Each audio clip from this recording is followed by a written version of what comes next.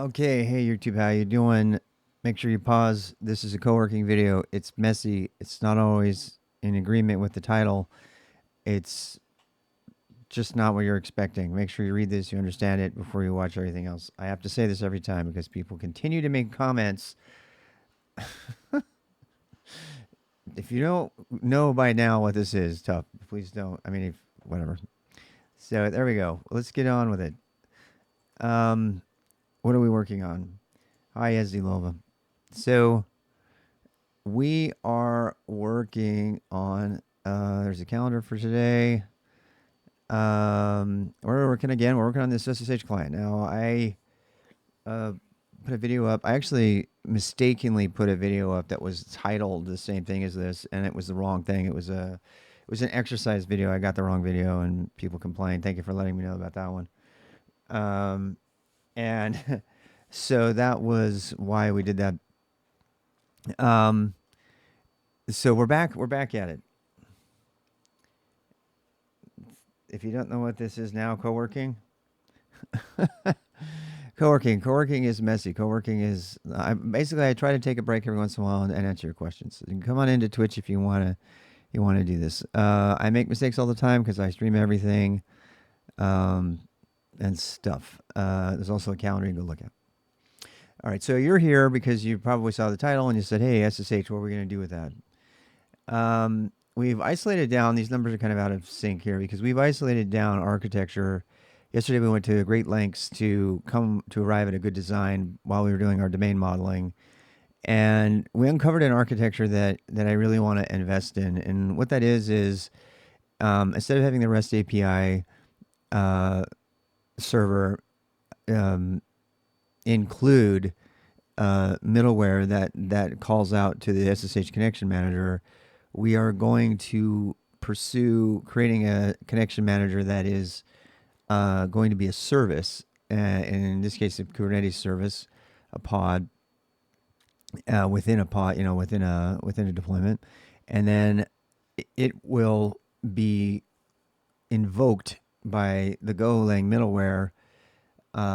Currently in Gin, but we might actually move to Gorilla. We learned yesterday from friends that Red Hat picked up the Gorilla Mux project, which I have never used, but I hear good things. I heard good things. I hear it's better than Gin, which is the oldest, most well established. And then of course I think it's Echo, who's the one that's using the new Golang context instead of Gin's. Gin has its own idea of context. So I really like Gin, actually. It's very mature, so it's got a lot of support out there. If you're going to pick a framework, I used to be Mr. NetHTTP only and did not think anybody should be using a framework, and that's silly, right? Because as soon as you get into any kind of routing, you've surpassed the ability of NetHTTP by itself, which is pretty damn good, but it's still not as good as even a minimal routing layer of framework for middleware. So if you don't know what any of this is, I'm sorry. It's just it's just a part of middleware. This is Golang's sweet spot, by the way. Golang's number one use, it was actually made for this, is to provide microservices and handle concurrency really well and all of that. So has been it since it's been created at Google. That has been its major focus. You can use it for lots of things, but that's the main thing it's good at. Use the best tool for the job, and the best tool for middleware is Go. I'm not saying that. The industry is saying that. Better yet, so that's what we're gonna do. So let's hop into the Go code again. I gotta reset my tmux here and find where I was. We are currently saving this into a branch of my github.com rbxrob SSH repo. And so we have a branch running. You can actually follow the branch on GitHub if you want. It's the same address. Just look for the branch. And we are, rather than rebuild I already had an SSH multihost client built that would just bring up a TCP/IP dialed up connection to SSH, execute one command, capture standard output and input, and then shut down the entire connection. And so the whole idea of multi-host concurrent connections, we want to maintain open connections, TCP/IP connections to our targets, and then and then distribute commands to one to prioritize them based on performance and keep track of that, and to also, perhaps simultaneously execute the command on all of them, all of that kind of thing.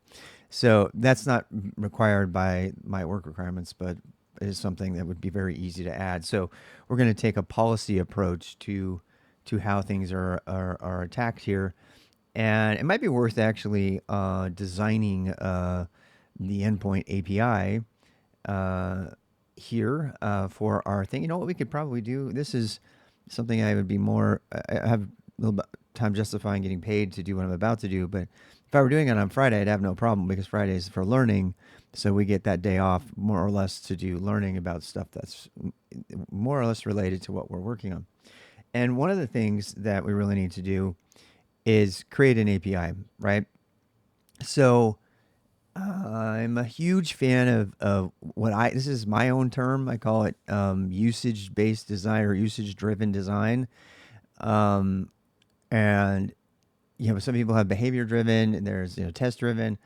I like to call it usage-driven. So if I'm writing a command line command, or I'm writing an API, I write what the usage is going to be. So like I actually write the help documentation for how that tool is going to be used before I even implement any of it, right? Before I write the test cases even. All right, how is the user going to use this thing? What is the purpose of this thing's existence? And I believe that you can do that with an API as well. I've done it with an API a little bit. I have never used OpenAPI to integrate in with that idea. And so I actually want to entertain that possibility right now. So when you do it this way, you're not doing bottom up development. You're doing kind of top down. You're taking it from how is the user going to use this? What is in there? What does this thing need to be in there? If I can't articulate to a user how to use this command or whatever, then I've already failed, right? I'm going to have to document it anyway. So why would I write a bunch of methods and calls and everything until I know how I'm going to do it, and it'll help me organize everything. It also helps me do the domain modeling, which, as I talked about yesterday, is coming up with the terms of your system that end up becoming, the names of your nouns and verbs inside of your code. So I'm going to actually jump in like with both feet, and I'm going to do something. I'm going to go open up the OpenAPI tools generator. OpenAPI, formerly known as Swagger. There's quite a bit of history there that I don't want to get into. Just know that they're not the same. OpenAPI was ads blocked. Oh damn.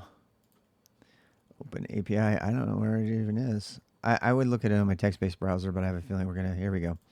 So long story short, the OpenAPI initiative came about from most of the people that were on the Swagger project who wanted things to be open, and Swagger became kind of, I'm paraphrasing horribly here, but it kind of stopped getting maintained, and it kind of got a little bit proprietary, and so most of the best developers left the project. And this is, again, subjective, evaluation from me here. They left the project and they created the OpenAPI project, and then the entire industry went nuts, right? And then they all said, yes, OpenAPI, OpenAPI. So if you hear anybody refer to Swagger, it's because they haven't got the news yet that, Swagger is not cool anymore. See, look, they're like, I love how they're citing all the people that are using it. These people will probably have code in their code bases that has the word Swagger in it.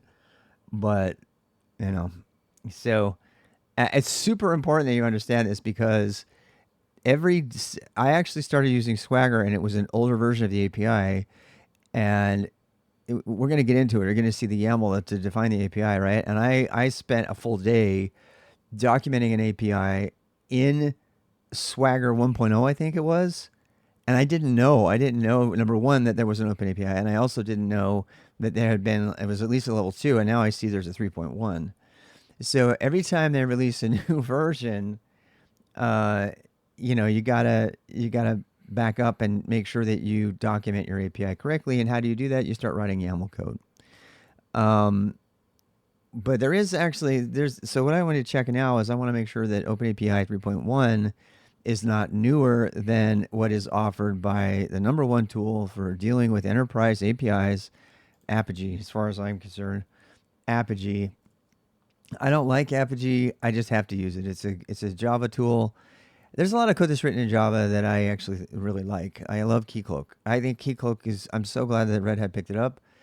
I think Keycloak is fantastic. Elasticsearch is proprietary, but that's written in Java, so also good software. And then you have Apogee, which is apparently Go on the back end. As I understand it, this is one of the number one enterprise, deployments for common APIs. So everybody in the company wants to communicate their APIs to the rest of the world inside of their enterprise, and this is how they do it. They standardize on it. Apogee is not perfect; it's got problems, but if you do it right, you end up with Apogee internally that also documents. If you create your API using OpenAPI compatible with Apogee, then Apogee will provide all the documentation for your API automatically, as if you do it right, if you do your YAML right, and then people can go through that gateway and use your API, and you can actually have your API being served up by some, wherever. It doesn't matter where you serve up your API. That part doesn't matter at all, but it's kind of a central place to put APIs. And frankly, how's it going? So frankly, I'm really interested in spinning up an Apogee server. I spun up a Keycloak 3 weeks ago, so that I could run my own root CA at home, and I use that to great effect to make a system that to build a home lab architecture that allows me to test Keycloak and Klogin and Kubernetes login and all that kind of jazz. So I'm actually kind of tempted to see. This is a hard part. This is always like, in your home lab, do you spin up the stuff that's the same level as the stuff at work? Or do you spin up stuff that's a newer thing so you can kind of learn about the new thing before work updates? Always a tough question. It's another reason to have a flexible lab with virtualization if you can. And to create as many emulations as you can instead of the actual thing. Try Apogee for free in your sandbox for 60 days. Already that tells me that this is proprietary software, so I can't even use it in my lab. Damn. This kind of pisses me off. So I don't know if it's because they're using Apogee or if they're using Apogee and Google to jumpstart your development on Apogee. This sounds like it's a Google service. Is it because Google's offering an Apogee service, or is it because Apogee is Google? I don't know. I'm trying to figure that out. What is Apogee? We'll start there. Apogee is a platform for developing and managing APIs. By fronting services to the proxy layer, Apogee provides abstraction-free facade for your backend, rate limiting, quotas, analytics, and more. Check out the short video introducing Apogee API management. Okay, so I'm definitely not going to need Apogee in my architecture, obviously, because I am not going to be publishing an SSH. I'm not going to be publishing SSH. Apogee got acquired by Google in a deal for $625 million in 2016. Damn it, Dutch. I did not know that. Wow.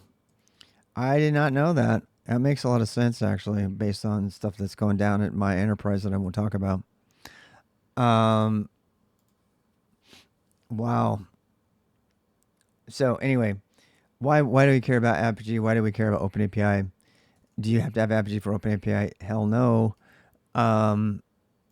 So OpenAPI has become the standard way to document your interface, your web interface specifically. And that's really all I care about. Because why? Because I am not going to be publishing the SSH connection manager, whatever, SSH bridge. We need a better name for this. What should we call it? I think we should probably call it SSH coordinator. Client controller. Should we call it client controller or coordinator, or should we call it controller?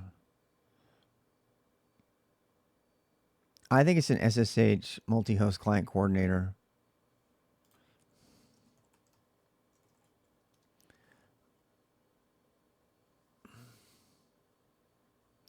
I think that's what we should call it. I'm going to look at CodeGen with OpenAPI for sure. Yeah, that's one of the reasons. I'm not a fan of CodeGen, and we'll get into that a little bit later. CodeGen seems good at first, and then you realize it's only really good to make the first pancake, and after that, and the first pancake's never the pancake you want to keep, and then you end up wanting to make changes, and then you have to regen the whole thing, and then you have to use their shitty generators, which I have very personal, intimate experience with. The Go generators for OpenAPI are absolute shit. They're absolutely horrible. Yeah, the CodeGen just makes skeletons and stuff. We're not going to do it. It is a good way to document your. I think the usefulness of OpenAPI ends at the point where it's documenting your API, and it's compatible if you ever want to publish your API in things like Apogee. In my case, I'm not publishing anything in Apogee. I'm not doing CodeGen. So I'm using it just as kind of a default way to document my interface. And I believe OpenAPI is sincerely the best language for writing APIs. Because that's really what it is, right? It's a language for writing APIs, and in a way that's consistent. So if you run into somebody else and they're doing APIs, then they'll go, oh, right, and there's an entire. It really is a language, right? Because knowing what YAML fields to put and all that stuff, it's a language. Kubernetes is a bunch of language. Every single resource for Kubernetes is a language. In the strictest sense, it's a language. It's not it's a declarative language. Each one is a separate declarative language for that specific Kubernetes resource. Same thing for an OpenAPI. When you write an OpenAPI thing, you're writing in a declarative language what you want. Just like SQL is declarative, HTML is declarative. They're languages. They're just not, strictly speaking, procedural performance. Procedural languages. So we have some stuff to do here. So I'm going to make a directory called API. And they have kind of a set of standard organizational things. And then people follow different things as well. I'm going to actually call this, I'm going to open up a teamwork session in here. And yeah, so we need to start thinking about this. So I'm not going to read any more about Apogee. Let's go back to the OpenAPI thing. And for a second, I was thinking about maybe spinning up an Apogee gateway here and playing with this with an Apogee gateway and fronting it, so I don't have to write the REST API to front it, right? But I can use like Postman or curl or anything like that to test the API once I have it documented, right?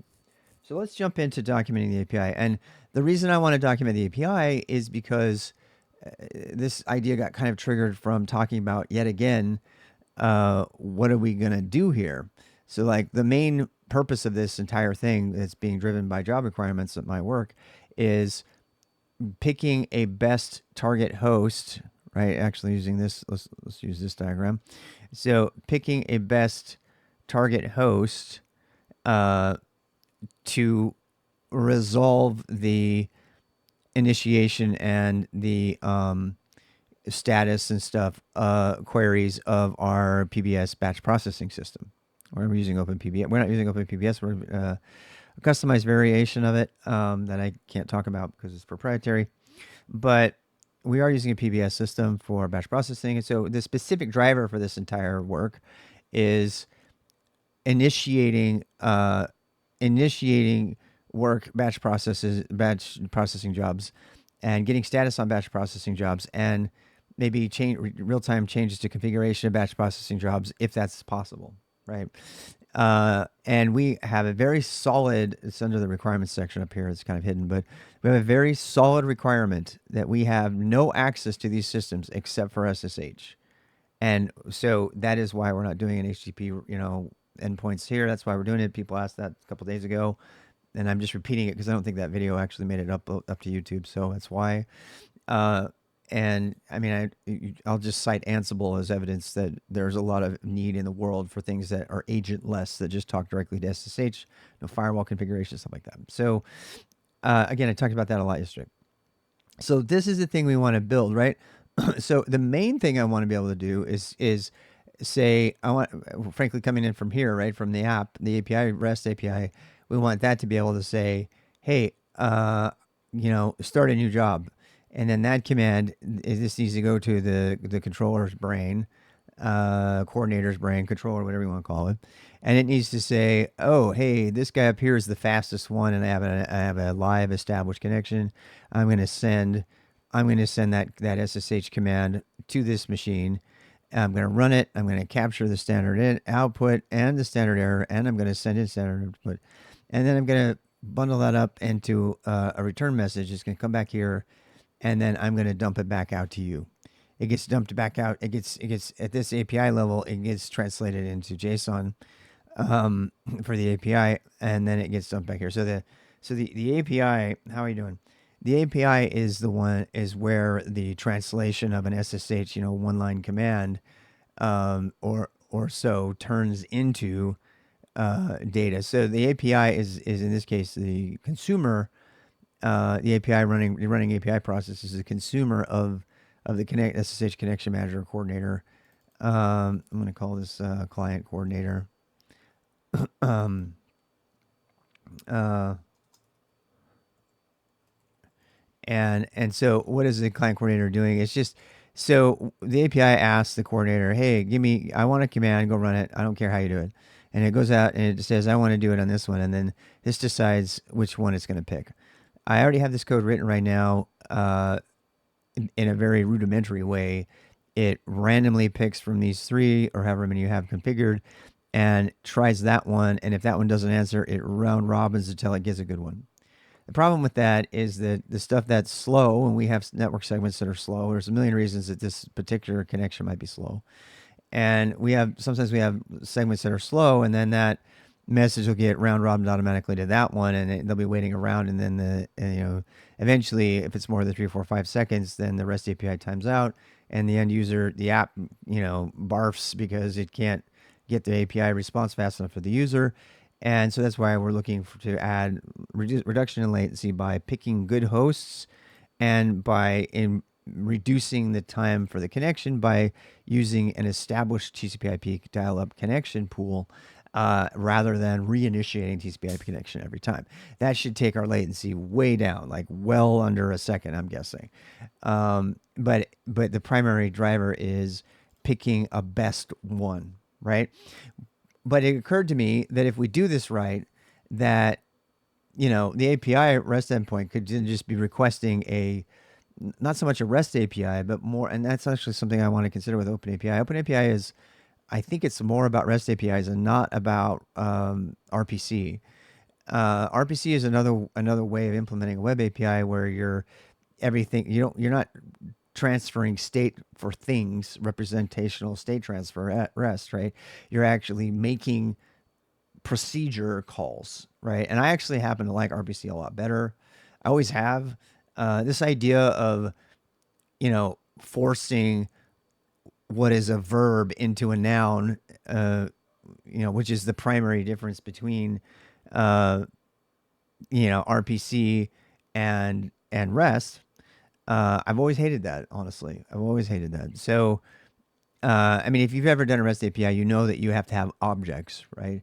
And then you have, actions that go on those objects, or you that kind of thing. So, so it is possible to make it do that kind of thing. And so that's what we're doing.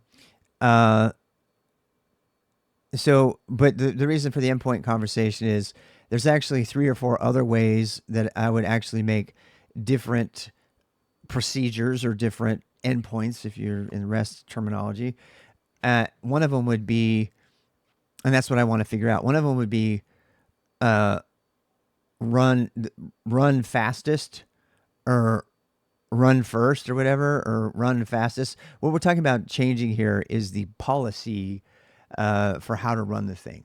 And that policy change is something I want to be able to communicate at the top level of the API. I want to be able to say, uh, run run on any, uh, you know, run on any uh, fastest, right? Run fastest on any or something like that, right? And that would mean that I just want to run it on any one of these, and I wanted to pick the fastest one. And then I would have another policy that might be run on any. It wouldn't care if it was the fastest. It wouldn't even look up the performance stats. Uh, say server is sometimes slow. The actual command on the server is fast. You can query all servers in parallel and take the first response. Um, yeah, yeah, that's another thing we could do too, right? And that's another policy. It's what I'm trying to get at. So if we actually, just really solidifies my decision to make this kind of a coordinator sort of thing, because there are many, many different ways that you might want to run an SSH command, right? Not to mention, I mean, just let's just take the one use case where we're just talking about running one SSH command, not like logging in and running 5 things at a time, or running a 5-line script or something. Um, we're talking about running one thing and one thing only, and that obviously has limitations, right? So, in fact, it does make me wonder if we should if we should use the login method and actually take everything so that people can send multiple lines and then just make the one line version. I'm kind of getting ahead of myself, but if you've looked at the SSH client package, you know that we learned this yesterday. We learned that there are, like, once you get a session, so you log in, right? You log into TCP/IP. You get that's a dial-up. That gives you your connection. Your client connection is what it's called, and that's persistent. And you got to be careful to make sure you close it, because I've forgotten to do that and leave dangling connections out there. But so you have the connection open, and once you have the connection open, you can create a new session. And what that does is that spins up a login session for the target user by using the shell of the target user on the endpoint, on the target. And so the target, in this case, in our case, we had to actually write a shell to prevent shell escapes and toggling and expansion, which we'll get into later. But that is a consideration, right? You don't always want to do that. Sometimes you do. Sometimes you probably want to do that. So. And then you have to choose. Once you have a session, you have to choose and go. You have to choose between either a run, you call run on the session, or you call login on the session. Sorry, shell, right? So when you call run, you pass a single string, which is a command to be run, and you can also connect the stud in and stud out, right?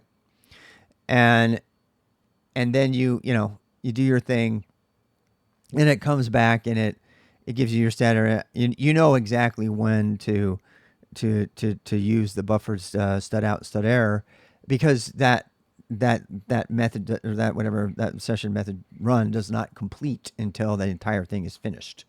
It can time out. It can do any number of things if it can't do its thing, but and that'll all generate an error against run. But then the other way to invoke work on the target is the session.shell call. And what that does is that actually it opens a shell, and it keeps it open.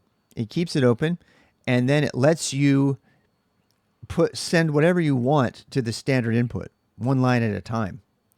So you can have a multi-line script, and you can pass it one line at a time to the shell, as long as whatever the shell it is, right?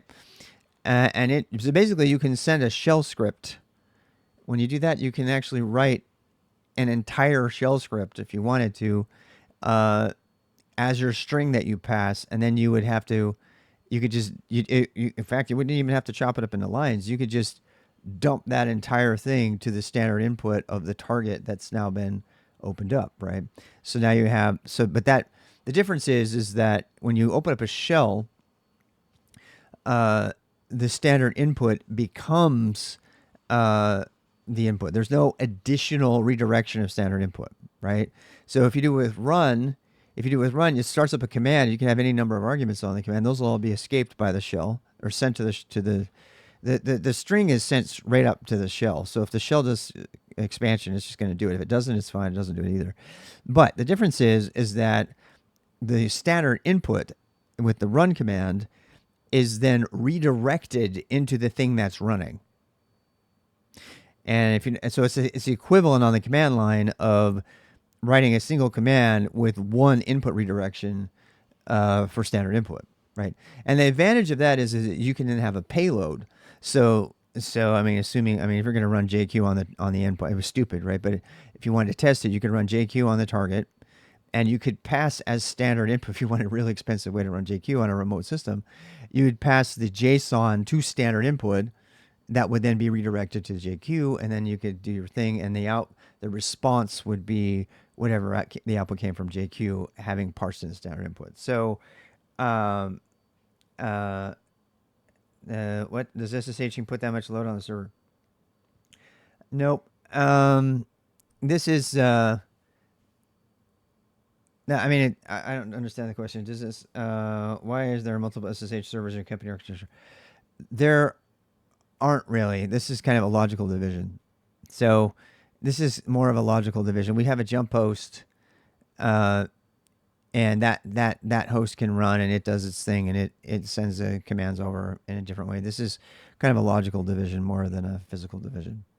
So, I mean, every enterprise has got systems that can't be accessed except for by SSH, and there are those machines. I mean, it sounds to people coming from Silicon Valley or the microservices people, they're like, what are you talking about? It's like, yeah, there are systems that have to do work and they can't be used without SSH, without running a command from the command line on that target system. I know it's 2023, but guess what? That's still reality. Reality is that there is a lot of things out there that cannot be invoked without a command line command. Period. There's no other way to invoke them. And the reason that this API that I'm building at work, with my team, is so valuable is because it is adding a modernized REST API layer in front of our archaic legacy systems that by putting the API architecturally, I mean, I'll give you this one for free. So if you've got an ancient enterprise that you're dealing with, and it's got something like this, like a PBS system, batch processing that can only be run through, jump hosts running commands on the command line, and that, young people won't understand that. They'll be like, what the hell are you talking about? It's like, the only way you can do anything here is to log into the command line, transfer files with SCP, FTP, or file mount into the S drive or scratch drive or something, and then run a command. So I love telling the story because people in the beginner boost is all about terminal stuff, right? Getting good with the terminal, because I would venture to say 60% of the work out there to be paid for still requires terminal access to run it, and of that, probably 10% of that is mainframe. So, and there's great jobs. I mean, the jobs are spectacular. So how do you modernize an older system? How do you modernize a system that is so old? And if I told you my company, I mean, I'm not going to tell you my company. My company is really freaking old, but also very, very large. Please don't guess. And they have a bunch of old, very effective systems that have worked successfully then for a long time. And they have also a lot of young blood and stuff coming in that want to do development, and they've been webified. They are, if it's not a REST API, they don't know what to do. Their brains fry, and they're like, what do you mean I have to log into this system and run a command and blah blah blah blah blah, right? So as a platform engineer, and this work that I'm doing right now is 100% in the center space of platform engineering. The definition of a platform engineer is making platforms that developers can use to develop applications for the users. That is what you do. It is the hottest ticket in town if you can nail this work, for obvious reasons. Because what am I doing? I am creating an API that that allows legacy systems to be used, and more importantly, upgraded and modernized without while still allowing modern architectural development practices to happen on the front end. So if we use OpenAPI and Apigee and all that jazz, we set up our we basically take the commands that are being the customized ancient Perl commands and we modernize those, and we put some sort of endpoint that matches what they would be calling from the command line over here, and we put that into our API. Right now, our developers over here can and do all the work that they would have been that their users would have been forced to log into and run through the command line. And by the way, they get very creative. They use things like expect, and they're already doing SSH remote stuff. And I mean, they're already doing it, right? Because they have to use these systems, but they don't necessarily want to be forced to have to log in every time and do it from the terminal.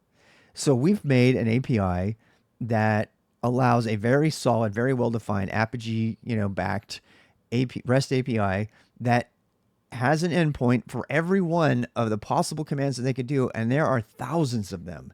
There are thousands of them. I can't tell you because they're proprietary, but there are thousands of them. So now instead of running a command, they can have their app developers, which as soon as they found out about this API, before we even had it in alpha, we had 12 separate teams already changing their entire development practices to use the modern API based on its design. So why? Because they don't want to write some legacy shit that's going to perpetuate this crap in the back end. They want to use modern techniques and modern REST APIs. So the reason platform engineers are writing their own ticket when it comes to money and salary and projects is because they are enabling the modernization of legacy systems by putting very boring but very reliable and very well documented REST APIs in front of the legacy systems, and that's what we're doing. So the reason I have to tell you that story is because when you see me running some SSH client corner, like, why the hell? That's like old technology that's going to be slow. It's like, why would you do that? You have to set up certificates and everything. That's because that is so that you can integrate with the legacy systems, right? Now, the other thing, and I really, really, really want to punch this. As soon as we're not officially, we're still supposed to be in beta, and people are already fucking crunching on our system. It's really great. It's really fun. I'm really proud of it. It's been really fun to be a part of it. But there is such a high demand for the API right now that it's making all of us nervous because we're now doing things that the legacy systems friction factor kept from happening before. So before, the friction factor of having to log in and do all that stuff, first of all, there was never anybody automating that because they'd have to learn expect or some shit, and there's very few people developers who know how to do that. There are a couple actually that are very creative, and the friction factor is they have to log in and do it. So there's much less work happening, and it's happening much less frequently. So like if they needed to check on the status of their batch process, they got to log into this, they got to SSH in. I mean, to be fair, we do have a really shitty. And I mean shitty. If there's one thing I wish I could show you from this company, I wish I could show you the CGI script automated web generated web page that gives the status of all our batch stuff. We have a web page that's straight out of the 90s, the late 90s, that is still their only way to check status on batch stuff without looking at the command line. And of course, all it is just a bunch of Perl code, horrible Perl code, by the way. It's just a bunch of Perl code. I'm sorry, it's really bad. I wrote Perl for, 15 years, so I know good Perl. And some of it's fine, but most of it is just crap. And so that, by the way, if you want to get a job as a platform engineer, I used to poo-poo on, Java and Perl and stuff like that. Learn the new stuff, right? People are spending time learning Rust and there's no jobs in it. I'm like, what's more important for you to learn? Learn Go so you can write the middleware and the REST API and Apigee and all that. And then learn a legacy language that is currently hobbling a huge multinational billion-dollar company and go work for them. Because what they need to do is they need to modernize their systems. They need to take their ancient ass Perl, 20,000 line Perl code base and modernize it. They need to take their ancient ass Java, stuff, particularly if you're in finance, right? And they need to take all that stuff and they need to modernize it by fronting it with an API that's modern, that's versioned, that's gatewayed, that's documented, and then giving you the latitude to make the changes on the back end, right? Because of this little client coordinator thing that we have here, that's basically simulating what you would do with an SSH connection to go in there and do those things without forcing any changes whatsoever to these legacy systems. These things are just, port 22, whatever, right? We already have process for adding users, so it's not that big a deal, right? You have a process for adding, a customized shell if you want to. So we don't have to modernize anything about our target systems. We just have to make something that simulates a person sitting there running that command and sending the standard input from a file. And by doing that and then fronting it with an API, we've now given our architects, our platform engineers, and our backend architects the latitude to modernize. Because up until that point, all we were doing is creating additional dependencies on the old legacy stuff. But by putting the abstraction of the REST API in the middle, that's the job of a platform engineer. By putting that abstraction in place, we have decoupled our legacy systems from those legacy dependencies. And those dependencies can now one-on-one be removed. They can be modernized. They can be replaced. We don't even have to use the same command line API. We can actually make a new one, right? And all we really have to modernize is this middle layer. So it's kind of a secondary middle layer, right? It's not the front end. I mean, people talk. I hate web people are idiots, and I was a web person for a long time. They use the wrong terminology all the time, and they confuse the rest of everybody. And it's just a side note, but I'm so fucking tired of it. Because when I say front end now, I can't say front end of the back end, front end of the middleware, right? It's confusing. If I say front end, people are immediately going to say, it's going to be that kind of thing, right?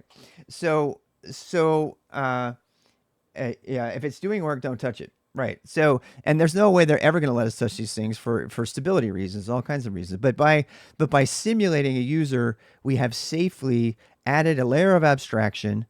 And frankly, this REST API right here, the Go code that fulfills that REST API can be modernized, and you could actually cut over. You could do the whole canary blue-green thing, and you could have another version here that is the version that you're testing, right? You could create another API with a different endpoint, and now you've got all kinds of possibilities here, right? Because let's say that your backend systems now have, maybe you actually put a component on there, right? So you're trying to modernize, and you put a component on here to modernize it, right? And instead of having to even go to the SSH client, now you've got a microservice that speaks HTTP. It's running MTLS or protobuf or something. And now look what we got. Now look what we have. This is where it gets kind of cool. You can actually, because of this legacy intermediate system that we created, you can now start designing a modernization of that same system. A system that bypasses the secondary backend for the SSH stuff and bypasses the jump hosts entirely. And they can set up the network routing for that to work reliably. We can, figure some throttling out or code, whatever we want. But now you have, now you have a modern enterprise solution. You have the back end, you have the REST API, which is the middleware, which is talking to that back end, and you have just the front end. So you have what any newbie full stack, I fucking hate that term, but full stack web developer. It's not even full stack web developer. It's full stack developer, right? This is the kind of architecture that they would teach you in full stack boot camp, right? They would have some sort of back end engineer, there, and then you would say, stupid terms be gone. So, but any quote unquote full stack engineer will recognize this architecture. So you have the app, which is a front end, which by the way, isn't necessarily a web page, right? It could be a mobile app. And then you have an API, and then that could be a web page, or it could be not. It could be an actual PWA, it could be a mobile app, whatever. And then they're talking directly to middleware, maybe a modernized version of the middleware, maybe not Gin, maybe we're using Gorilla Mux, maybe, we're doing something else, right? But the point is that by putting in these other pieces, we've given ourselves sort of permission and room, space, if you will, to start exploring new versions of the API that can then be swapped over. And then when you cut over to the new API, you just, you just cut over. And that's one of the great things about OpenAPI and Apogee is the version of the API is included in the URL.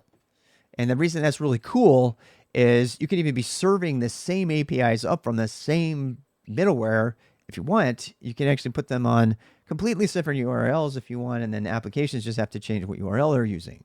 They have to change the URL anyway, right, to get the right version of the API. They have to change the V1 to V2. So if they're already touching the URL, then these apps can cut over to the new API once it's been tested and everything by just changing what gets saved in the app. And then they deliver a new app that's looking at the new API, and that API is now going directly here. The thing that's really cool about that is that the two systems can still exist in conjunction with one another while they're going about that first year of real serious important production user testing. So if there's a catastrophic bug that you've missed, God help you if there is, but if there is, the application developers don't have to do anything. They just have to say, oh, we found a bug, go use the previous version until we work that out. And they can go get the previous version of their app that's pointing at the old API, and then you keep these two APIs running together forever, for maybe a year, right? Until everybody, and you can actually monitor usage of this other API, how many incoming hits are happening. And then when those hits kind of diminish, you can say, okay, that thing, nobody's using it anymore. They're all using the new one.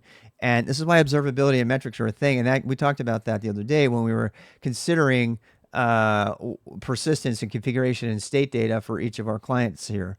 We want to be able to persist the state of each of these hosts to a flat file of some kind so that we can monitor the state of this by independent systems. So you might want to have some independent, tool out here that's not really, that's just kind of green lighting everything. It's like, hey, we're going to do this or what. And that tools needs to be able to get observability into what is the status of our client coordinator, right? Now you can make that, there's lots of ways of doing that. You can just make a separate file that's constantly has the current state that then can be loaded up. That's by far the easiest. It does have, IO performance issues and stuff like that, but how often is the state going to change, right? How often are we going to change our connections? How often are those connections going to go down and stuff? That could just be a file. And then anything, shell scripts or otherwise, can monitor that file to check our state. But why do we need to have state monitoring as a requirement? Observability. We need that because we need to know, we already have Grafana as into like how many times this API is getting hit and stuff. But we also want to start seeing if we've got, problems with particular jump target hosts, what is the latency on this guy, those performance stats, that needs to all be recorded. And that stuff, frankly, has to persist over to the next API as well. But the point being is that you get the leverage of being able to free yourselves from the other one. Hey, how's it going, everybody? Nothing works. Push it to production. I just noticed their legacy system in Reddit. They just pushed it to production. Yeah. I see why you wanted the config marshalling now. Yeah. So what is the current configuration? What is the current, stuff like that? And that's where marshalling. Somebody's mentioning yesterday, we had a very lively discussion about whether to use functional operators, which I wrote a whole Zettelcast on about if you want to read about it. It's very opinionated, so it was a fun debate though, and I'm glad I went through it. Let me just show you. So this is if you go to my Zettelcast and you can go read this. Wait, what the hell? Oh, config maps are better than functional operators in Go coding. So this goes into the debate we had yesterday that What Slugs from our chat brought up and reminded me. But did you see that blog is posted? Look, did you see the date on the blog? 2014 that came out. So I kind of wonder if what I even Dave, I wonder if even Dave would agree with the conclusions in 2023. It's not really fair to throw somebody under the bus for a blog post they wrote in 2014. Anyway, so if you want a really fun conversation about functional operators, I put a link to it in there, and that came up because of some specifics that I'll get into with regard to how do we configure, the system and things like that, right? So particularly if you've got variadic, argument signatures that you need to deal with, and Python kind of things that you'd be able to deal with, the quargs kind of ideas. And what's the best way to do that in Go? And we had a really fun discussion about that. It was really great. Anyway, so this has been a refreshing conversation about the components that we're building. So we're building the SSH client coordinator. That's the new name for it. I'm actually going to do some renaming here. I talked about being paralyzed by name changes.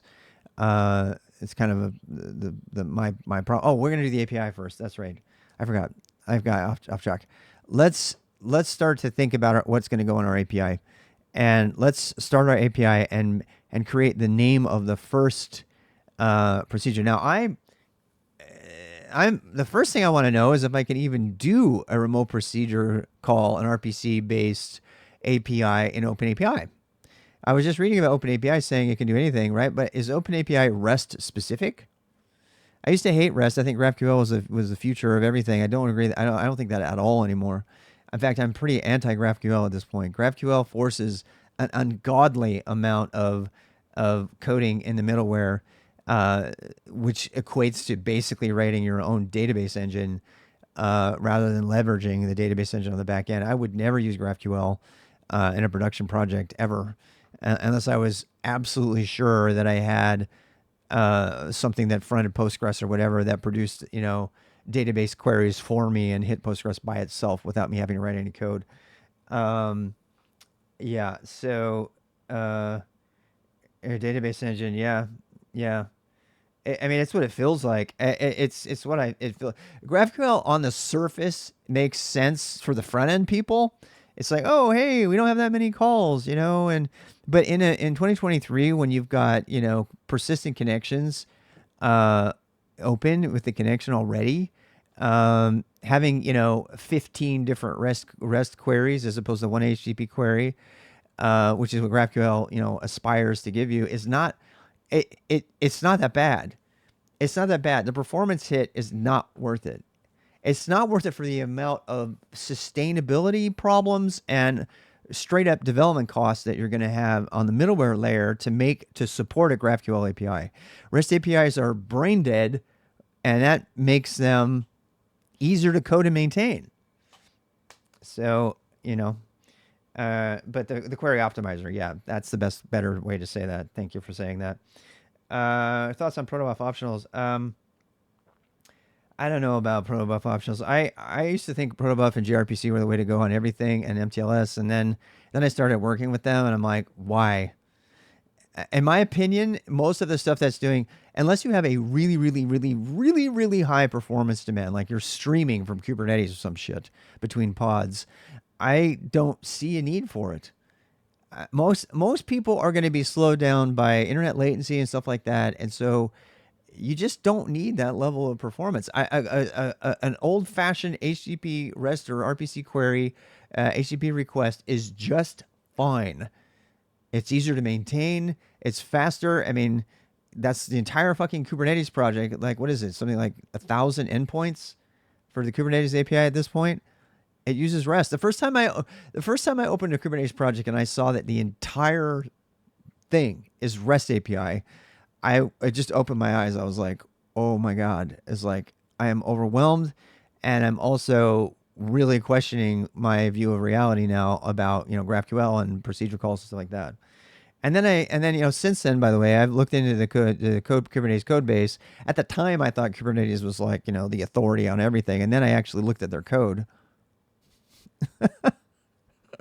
And now I question every decision the Kubernetes project ever made or will make again, because the code for the people who specified Kubernetes are different than the people who wrote the code. I get it. But if you base your opinion on the Kubernetes project by the actual code in the Kubernetes vanilla implementations, oh my God, is it bad? It is so fucking bad. So yeah. gRPC, I thought about using gRPC. First time I saw gRPC, I had flashbacks to RPC, which goes back to the XML RPC days. I know there's only a few old timers here that'll even know what I'm talking about. I don't know if OpenAPI is greater than gRPC. I don't know that yet. That's our goal, is to answer that question. First of all, I don't even know if you can do anything but a REST API in OpenAPI. I don't know. If OpenAPI, I'm inclined to think, let's do some research right now, but I'm inclined to think that based on the Apogee documentation I just read, which listed gRPC and a bunch of stuff, actually. Let's go read it again. I'm inclined to think that based on their marketing hype on the Apogee is not OpenAPI, but it's compatible with it, right?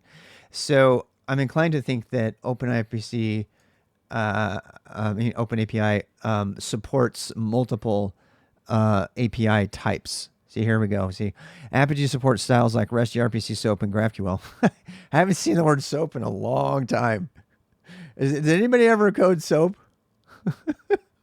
I'm very happy to say that I dodged a bullet.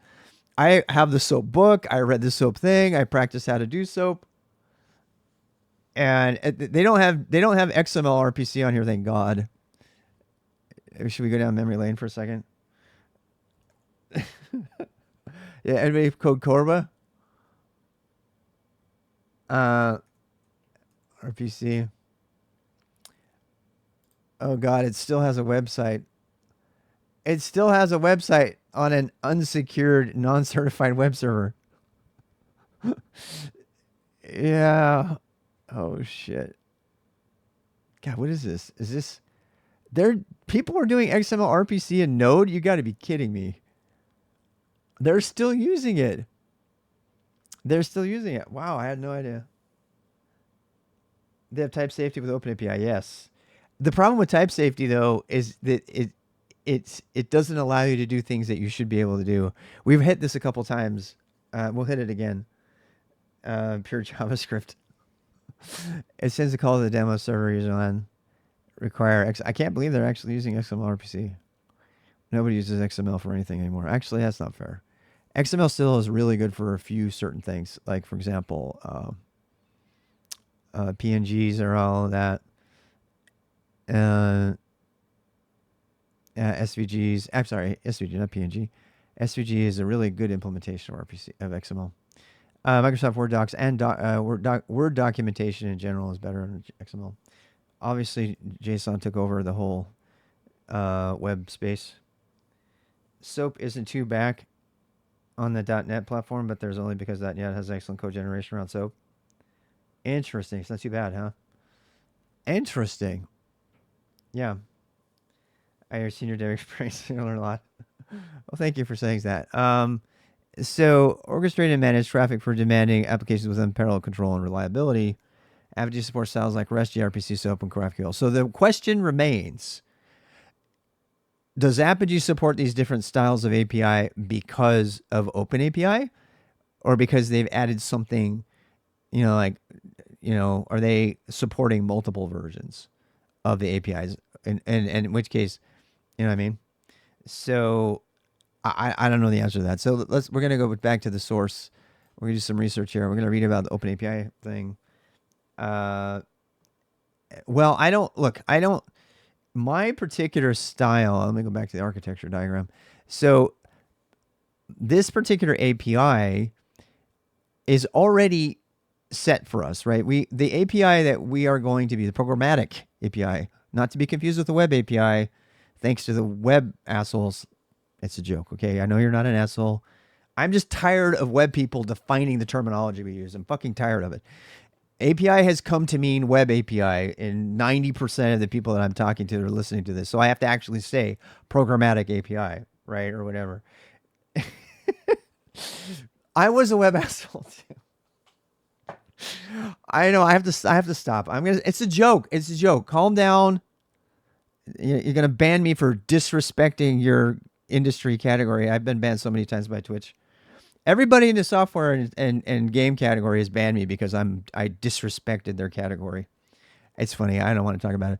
So SSH client coordinator.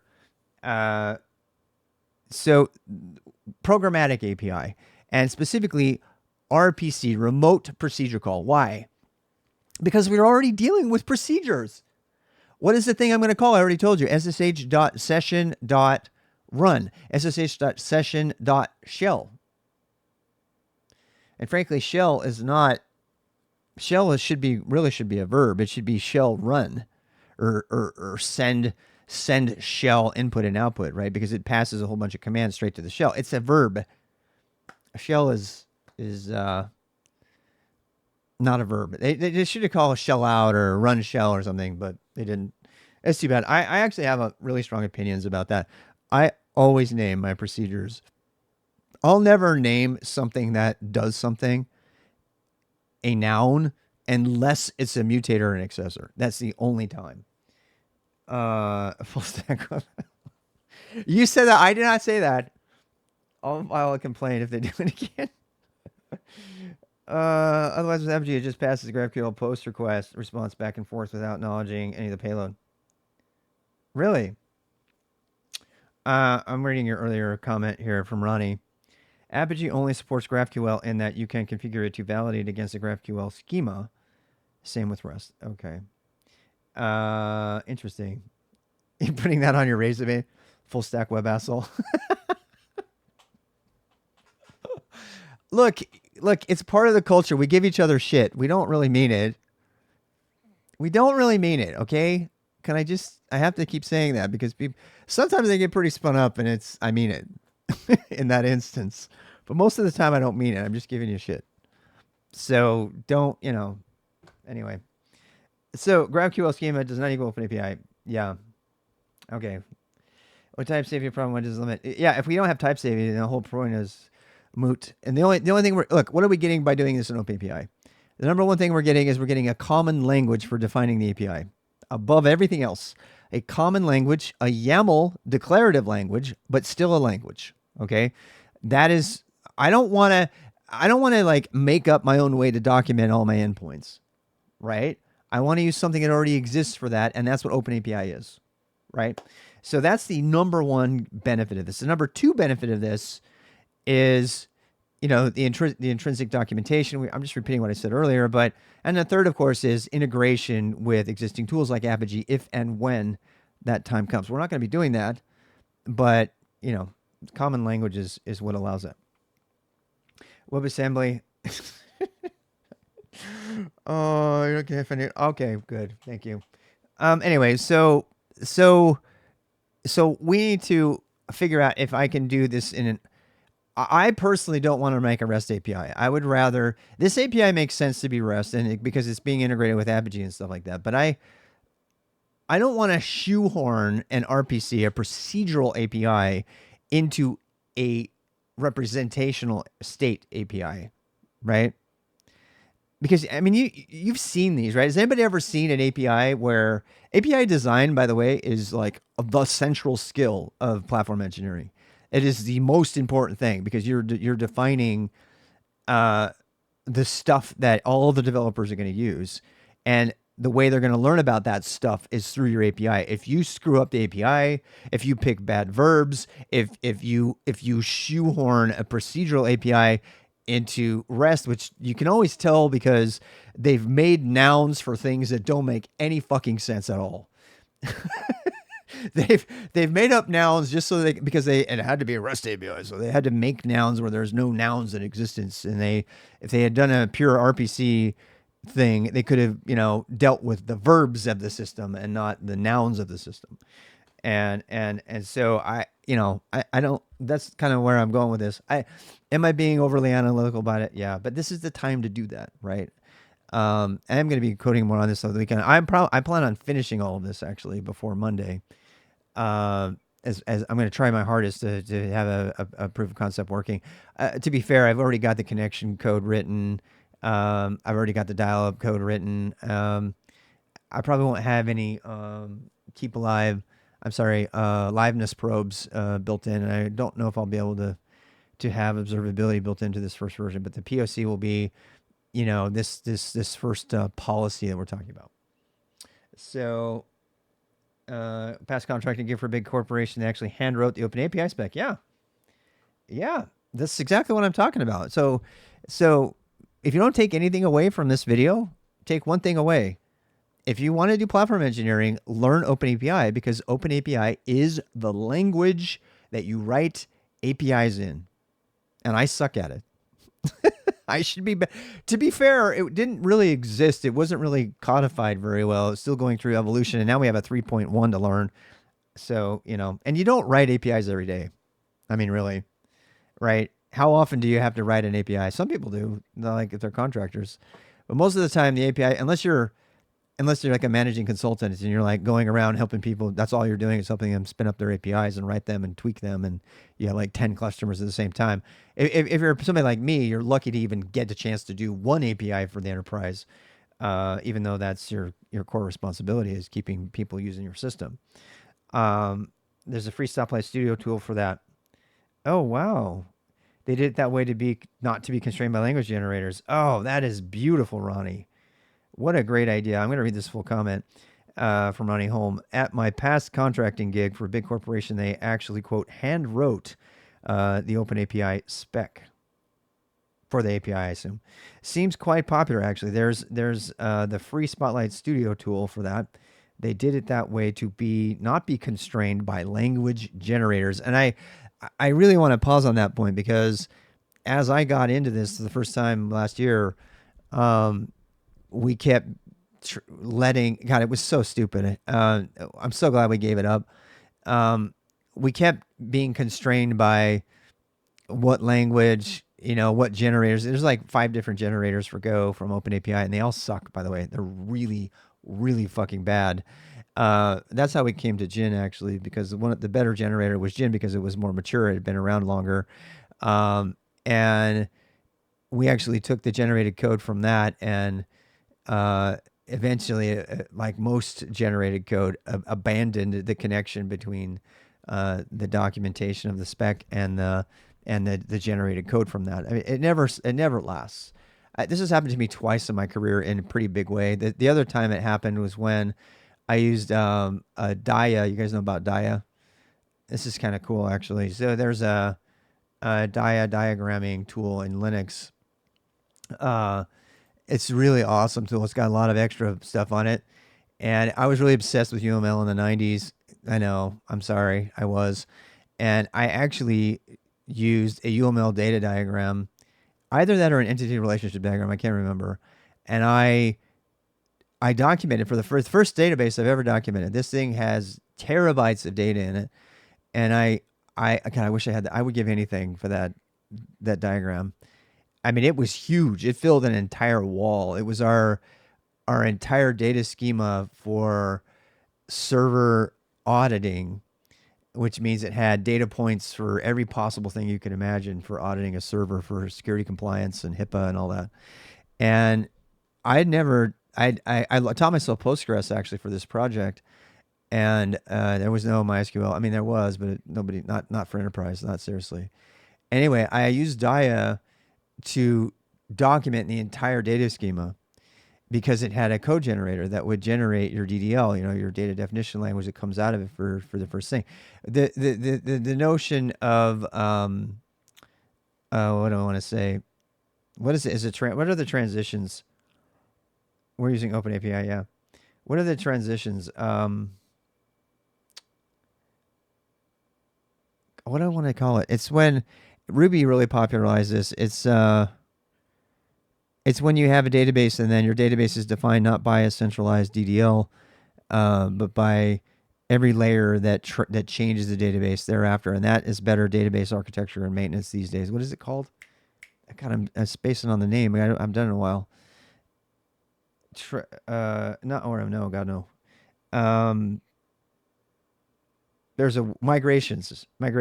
That's it. Mitigations, migrations, or something like that. I think it's migrations, but it's the idea is that you start with a data model and then you should be able. Then you change your data model with a migration and you keep all of those things. I remember Ruby Rake. You guys remember that Ruby Rake migrate? And the way Ruby got away with doing everything that it did is it had an ORM. You didn't know what was going on underneath with data.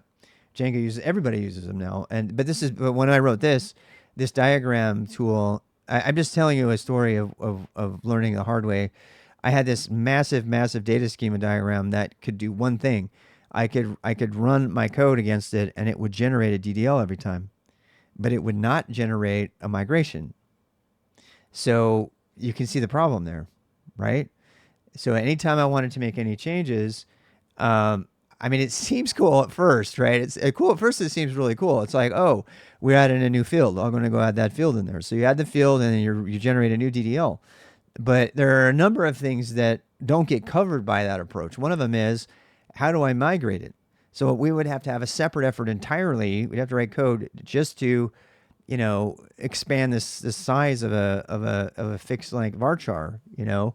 Um, is that I think that might be an oxymoron. I can't remember. It's been a long time since I did database stuff, but um, it would change up a column, and we would have to write a migration script just for that one thing, and we'd have to make sure to keep our diagram in sync with the change, and then we did it right. And because the DDL that got generated from the diagram may or may not be in agreement with the migration I just wrote. So, long story short, code generation from a diagram or from a centralized thing is always a bad idea. Always a bad idea. Just say no. Just say no to code generation. Period. The unless it's a part of your build process ongoing. So I don't want to lump, Go generate into that. Go generate is more like make files with that in Go as opposed to make files.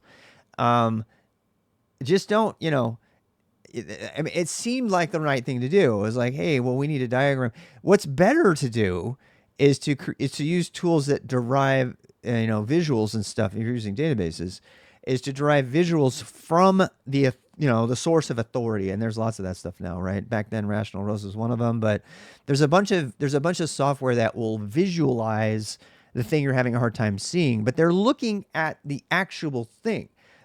It's not the other way around, right?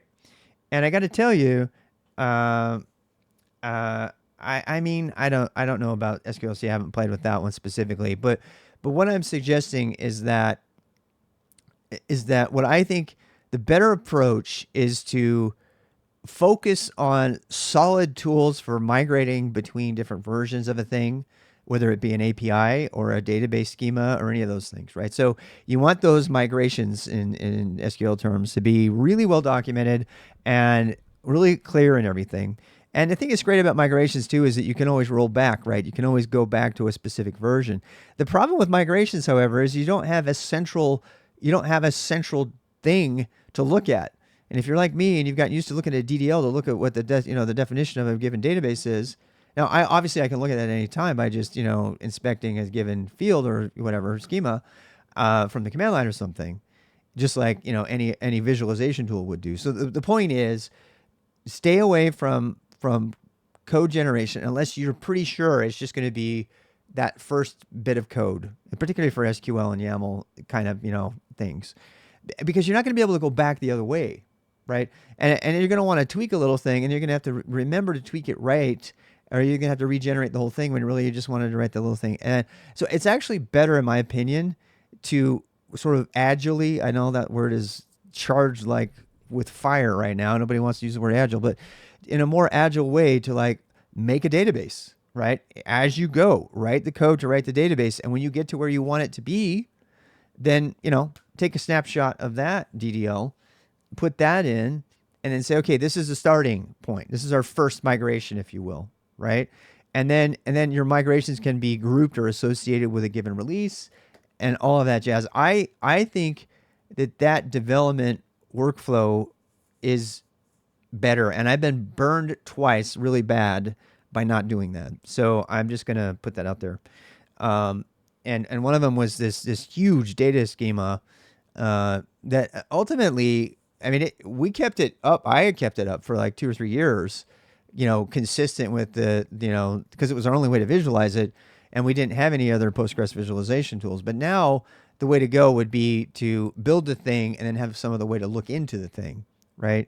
And that goes for APIs too. So I don't know how this is going to go, but what I want, my dream is, because OpenAPI,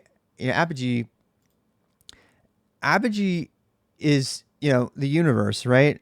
And then you have to implement that API, but there's nothing about Apigee and OpenAPI that say that it has to actually be connected. So I still I'm worried about writing my API in OpenAPI and, and generating. I would never generate code from it, but I think that if we keep OpenAPI just the way of documenting our API, and then we keep the code that we write consistent with it without using CodeGen, I think we're going to be good. That's what I'm going for, and that's exactly what we do right now on our API, on our centralized API at work. So because you do need a common language, right? And whether you're writing a migration or a DDL, you still have to have SQL for that too. So same sort of idea. So I don't know how to document an RPC API with OpenAPI. I've never done it. I don't know if it's possible, so we're just going to read here. OpenAPI specification provides consistent means to carry information through each stage of the API cycle. Another one, by the way, that's really popular is JSON schema, which I actually really like. I didn't think I was going to like it. I really like JSON schema. I use it a lot, actually. When I'm creating, I write a lot of command line tools that don't have an API at all, but I use JSON to communicate or to persist stuff. And when I want to be sure that it's good, I use JSON schema for that a lot, because it also provides documentation of the thing coming out of it. I think I like it. I went into it kind of hating it, and then I ended up really, really kind of liking it. It is a specification for language HTTP APIs. Hey, thank you for that. That's very nice. My hat's kind of off, but that define structure and syntax in a way that is not wedded to the programming language the API is created in. Thank God.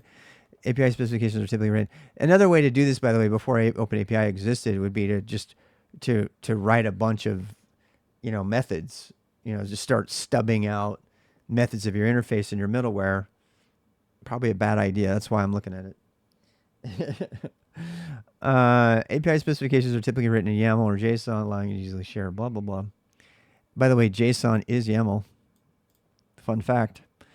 With OAS, you can quickly discover how an API works.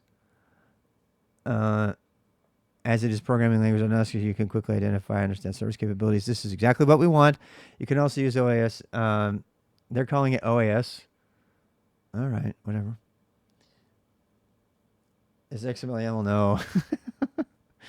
We agree never to speak of XML again. I'm sorry. XML does have out SVG.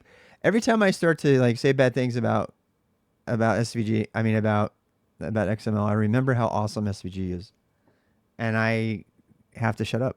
So it does have a purpose.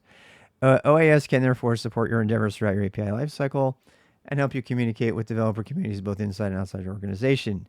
Yay! That's exactly what we want.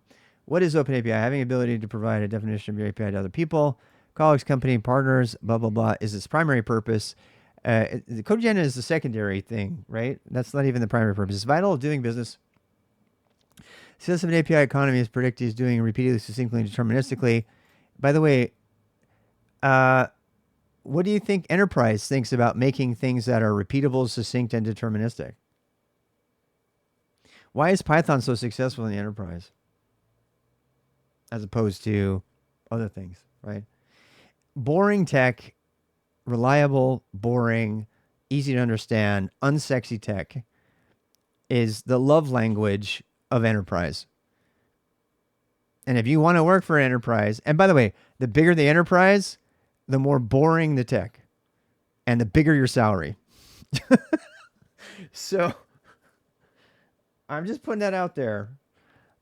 It's the love language of enterprise. Boring, repeatable, documented, not going to change.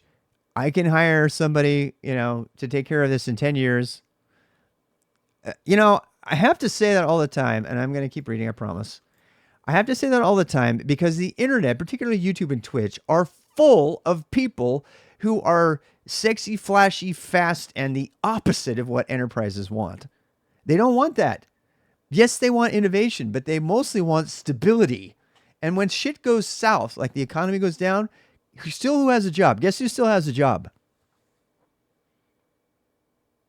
The platform engineers and the operations people, because they are keeping the shit running. So I've said this many, many times, but I'm going to say it one more time. One bit of career advice to all of you out there. Be good enough to straddle the fence between development and operations.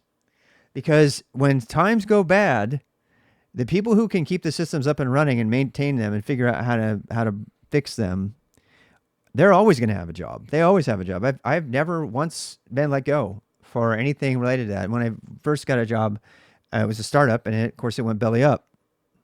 The only time I've actually ever lost a job was because I worked for a stupid startup. Every other time I've had, really great success straddling that. And then, by the way, and then when the economy gets really, really good, where does all the money go? Where does all the money go when you get really, really good? The operations people, if you look at the salaries on Indeed or on the Bureau of Labor Statistics, the salaries for people who keep things running, sysadmin, operations people, right? They don't make a lot of money because they're keeping the shit running. Network people make money. They always have. DBAs make money. They always have. But yeah, the high end money goes to the people that are creating new value and innovation, the software people. When there's money to be had, they'll spin up a bunch of projects. They'll fire off some venture capital fund, like 3 or 4, startups or whatever. And those people make bank until they go bankrupt and until the economy collapses, and then they don't have a job. So you better make a lot of money during that time, because you're going to go a long time without having a job, because you spend all your time doing software engineering and haven't had any time to keep your operation skills up, right? All you know how to do is, whatever. The reason I like platform engineering and infrastructure engineering is because it straddles the middle of both of those needs in the industry. If you want a job that pays bank and is going to be around forever, be the specialist in making their legacy systems modern and keeping it all running at the same time. You can't be a platform engineer unless you understand how these back-end systems kind of work. You're kind of an operations person at the same time. There is so much job security in platform engineering because you are responsible for modernizing their existing stuff, which they don't want to spend money on right now because they're going bankrupt or whatever. So that's all. I'm going back now to what I was doing. So the success of the API economy is predicated on doing this repeatedly, succinctly, blah, blah, blah. Using a vernacular that is relevant to API consumer. Hell yeah. Way to English. That was some good Englishing right there. I'm liking this project a lot. I actually might have to jump into this project and help them out. API specification languages provide a standardized means to do this. They keep saying API. They mean web API. Actually, they mean HTTP API. They specified that earlier, to be fair. So, yeah. You see, yes, exactly. How's it going, Ted? Yeah. Oh, wow. Another quote here. Additional standards on top of OAS, though. At the same big corporation, all APIs had to adhere to the Zolado API guidelines. Did not know about that. This is why I stream, because we are all at the water cooler together. Zalando, I'm going to do some research some faster. It takes me way too long to do web research that way. I'm going to do it my way. Zalando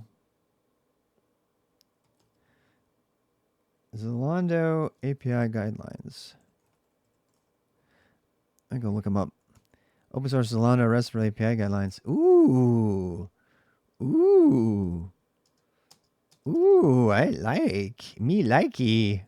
Thank you very much. Open API plus Zalando.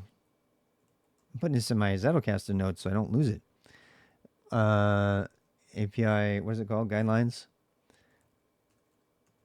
for the win. Damn it. Put that there. Yeah. If you left, they would be screwed up. And they're doing Zalando at your job. Tools you add to your build pipeline, and you can verify these. Oh my God. Well, we don't have a build pipeline currently because we don't have GitHub Actions. And I am not going to suffer through TechDawn or... Oh, God. I don't want to talk about it. We're in a massive year-long migration to go to GitHub Actions and everything. Yeah, I know. I don't want to talk about it. we have the choice to wait a year and use GitHub Actions, or to use Tecton today. Otherwise, we have no CI/CD at all. I don't mind telling you that it's kind of embarrassing. Uh, yeah, at least all of our team agrees we need it now. Thank God. So we're kind of in the middle of like building scripts and stuff that can ultimately, go releaser, for example, and build stuff that can be called from a GitHub action eventually that we can run by hand for now. And so our CI/CD is kind of by hand. That's not CI/CD at all, but you know what I mean. And then we're ready to go to the next layer. But I'm not writing a Tecton fucking pipeline. I fucking hate it. I hate Tecton. I'm just gonna say it. I've had to support it. I've had to try to figure it out. I've had to try to document for end users. Our Tecton chat is lit up every day with people full of shit that they can't figure out. I don't want anything to do with it. So yeah, Double Solano guidelines. They stayed there just like for GraphQL. Did they really? Really? They actually stated a dislike for GraphQL. Damn, as if I didn't like them enough already. To be fair, I told you already, I was pro GraphQL. I was like, yay, raw GraphQL. And then I was like, oh shit, it's a Facebook license. That's not open source. And the Apache project just shut down anybody. You can't even contribute to any Apache project whatsoever. And then because Facebook licensed for GraphQL, right? I was like, oh damn, we can't use GraphQL. I'm sad. Also, couldn't use React. Preact became a thing because React was not open source software. I'm not saying this. Lawyers from VMware were saying this publicly. So you can go read that whole sordid history if you want about Facebook sucking ass by trying to sneak their proprietary shit on everybody. And getting called on the carpet by the Apache Foundation for doing so, and then rolling everything back. And then they re-released GraphQL under the MIT license along with React, which is now open source under MIT like everything else. And like, see, kumbaya, we want to be good, happy developer supporters. Bullshit. And so I mean, but at the time I was like, okay, because GraphQL was cool. The guys who made it, I watched the documentary. The engineers who made GraphQL are awesome. They don't, it's one of those things, right? You don't associate the company with the engineer. Some, yeah, but most no. And so, I mean, the GraphQL creation was pretty interesting. Anyway, so by then it was like, oh, it's all sexy. I started playing with it, and I never got a chance to repeat it. Then I came around to the Kubernetes world, saw the Kubernetes API was all REST. I was like, what the hell? This is all REST. Why isn't this like GraphQL or some, modernized API standard? And then, boom, fast forward to 2023, and now we're realizing GraphQL is, for most things, not what you want. And that a plain old boring, RPC or RESTful API is what you want, not GraphQL. And for a company like that that's doing validation, API validation, to say so is a big deal. It's a big deal. It's not 2016. It's not 2018 anymore. People have the guts to say GraphQL kind of sucks for most things. So yeah, has no major benefits. That's a really nice way to say it sucks. GraphQL can provide a lot of value for specific target domain problems, especially backends for frontends. Yes.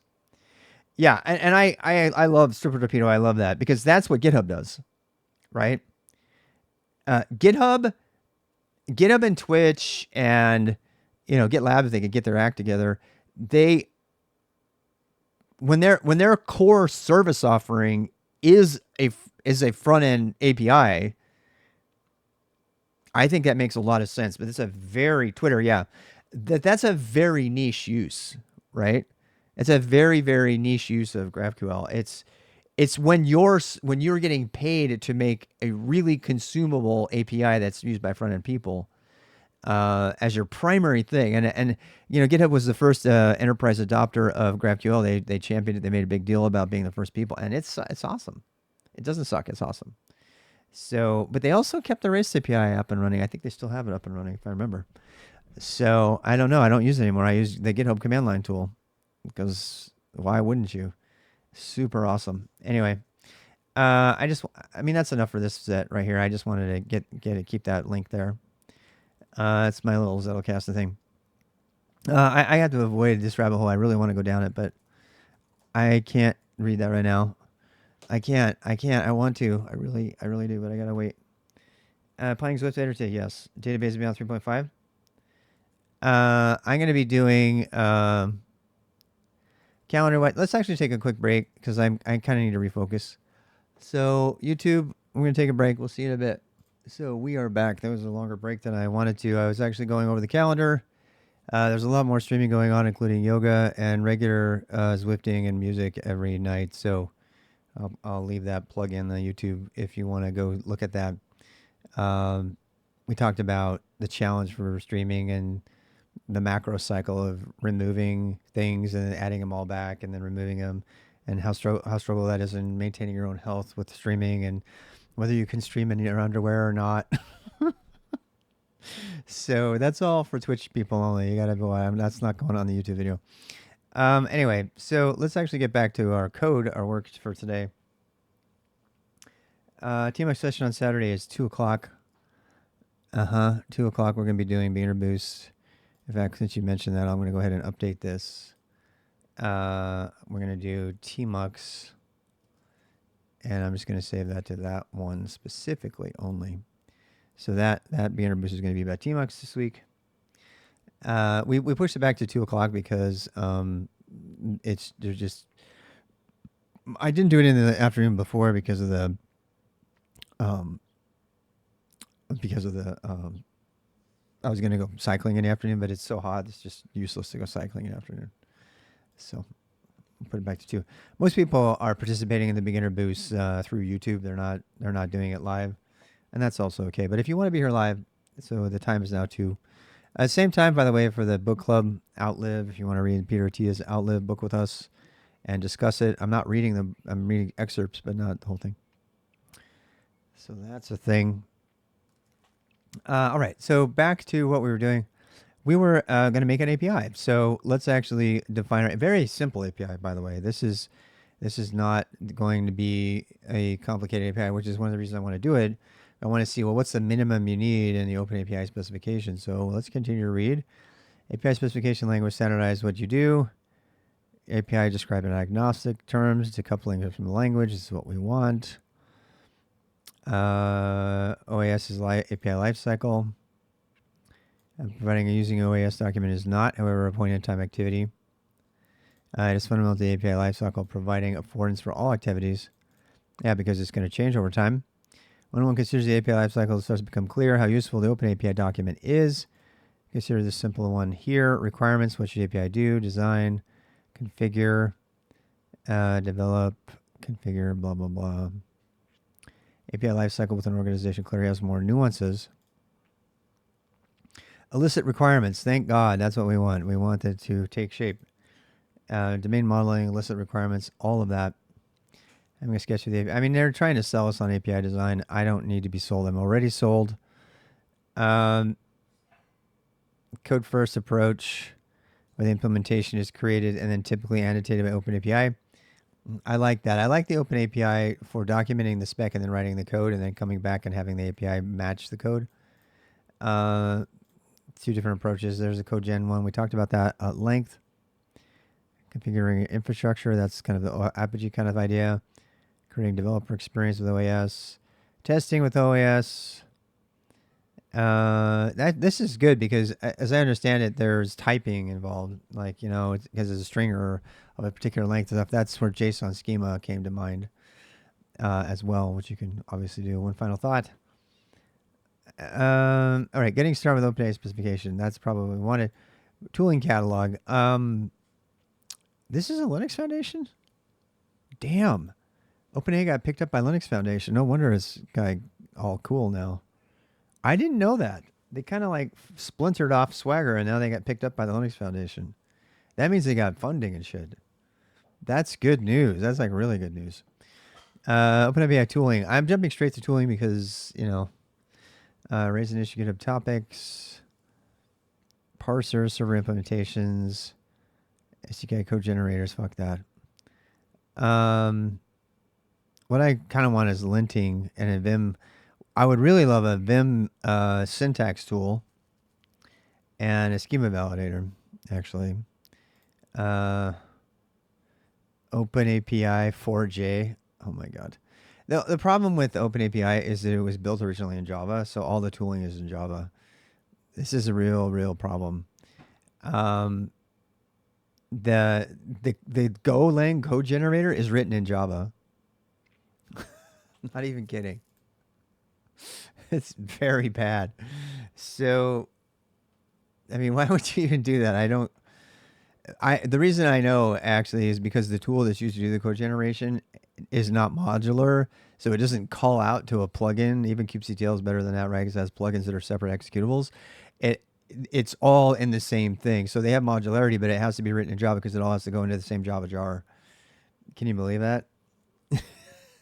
And so the reason that the Golang tooling for OpenAPI sucks so bad is that you have to get Go programmers to write Java code to create OpenAPI linters and generators. And I mean, it's a very specific type of Go person who's willing to do that. Most of them are like, fuck that, I'm going to go do this other thing over here. And then they become protobuf advocates, actually. Most of the people that don't want OpenAPI are huge proto. Go, there's a debate. There's kind of a soft, rumbling Cold War debate inside of the Go community as to whether you should use protobuf or OpenAPI REST stuff. And a lot of them, I mean, they'll throw OpenAPI out because they see the Java, and then they'll go, well, what's the next thing? And then they'll go pick up protobuf. A very small subset of people, yes. Good reason to become a Go syntax beast. Yeah. Yeah. Which you can do by reading the EBNF. We talked about that yesterday, right? So, anyway, OpenAPI generator. This one I happen to know. I played around with this one a lot. This is the one that's in Java. Kotlin code, Python generator. I told you I'm not into CodeGen, and I told you all the reasons we're not into CodeGen. Save yourself hours by screwing around with CodeGen. See, there's like, I told you it'd be Swagger left over in the name, right? Because Swagger was the original name, and then that's owned by a company. Swagger is still a thing, by the way. It's just proprietary thing. I don't even know if we want any of this. I think we just want to write it. The reason what I'm looking for is you know what? Let's do a faster search. Let's see, Vim OpenAPI plugin. Now, syntax is one of the few reasons I'm okay with Vim plugins. Most of the time, I don't like them. Reasons for 0 hours ago. Hell yeah. Zero values? Zero values are just faster to deal with because you don't have to assign them. It saves your code immensely. Yeah. You end up usually having to do them anyway, but it's just so much nicer to not have to initialize it. Yeah, and not get a null error or whatever. OpenAPI 3, damn. I mean, wait, that might be worth trying. Let's try this one. That's cool. Yeah, let's go add that. I don't know if this is gonna work. We're gonna try it though. Plug. Oops. Yep. Let's do that. Plug update. Receiving objects. Did you get it? Looks like it's done. So, I mean, I don't know what that means, but let's try it. So, actually, if I remember right, the OpenAPI expects it to be in. There's a particular folder organization preference. You're drinking olive oil. Okay. Gummy bears. VI OpenAPI YAML. And I believe they do use YML, which I've always hated. So does the creator of YAML. Creators. The reason I'm interested is I want to know, actually, you know what? If we're going to do this, let's do it right. What was I going to do? Oh.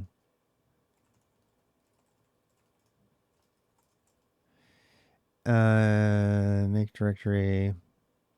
I wish, well, GH repo. Wait. GH repo clone. And then Vim, there it is. Let's read about it for a bit. YAML Vim, Vim Ansible. I mean, it's just YAML. Yeah, it is. MIT.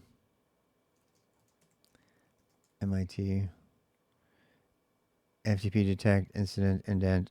There's no documentation on it at all. What the hell is it? YAML files from its contents. Oh, wow. Wow. So this actually reads the content. It looks for the OpenAPI specification and then tells you got a YAML file. What? All right, I'm on board. I'm on board with that. I was like, well, why am I getting my YAML stuff? Because you don't have a YAML file yet. It doesn't just look at the suffix. It inspects the file. That's pretty damn cool. All right, let's go out of tooling and let's actually go to the start. Getting started with OpenAPI. Intended audience guide is for HTTP-based API designers. Ocean benefit machine readable API. Broadly adopted standard, yes. Pages are OpenAPI spec, yes. What's an API? Blah, blah, blah. Best practices. Specification reference advantages of using blah, blah, blah. I don't need to be sold. Mock servers. Create fake servers. Huh. I will say this. When I did the code generation for Gin, I didn't have to do anything. I had a server that would start and serve the API from the very beginning. That was it. It was pretty damn cool. I mean, I didn't have to, any of the scaffolding, I didn't have to write it. It was kind of nice, actually. In fact, it was because of the OpenAPI generator that I learned about Gin, because I was able to read the generated Gin code and then learn how Gin worked. But with Gorilla Mux being a thing, we're probably going to try Gorilla Mux later today, if not tomorrow. Non-proprietary format, you have a say in the future. It's Thursday, right? Yeah, okay. Most developed tool ecosystem in Java. And that's what they should say there. Most readable format for machines and humans. Agreed. I mean, this didn't help me. This did not help me. If you are familiar with the benefits of machine reading API, then jump ahead. Oh, yes, let's do that. Here's the spec explained. Oh, they're using Jekyll. Oh, Jekyll's got JustDocs? Interesting. Because GitHub does Jekyll automatically. I don't have to run a code. I don't have to run my own code generator like I do with Netlify. GitHub's going to be along long after Netlify dies. I'm having thoughts here about switching to JustDocs on Jekyll. Jekyll's old tech, but it's supported by GitHub by default. So anyway, structure the OpenAPI. I'm looking for alternatives to make the docs, which fell on its face with over 500 pages. Structure of an OpenAPI document. Let's start there.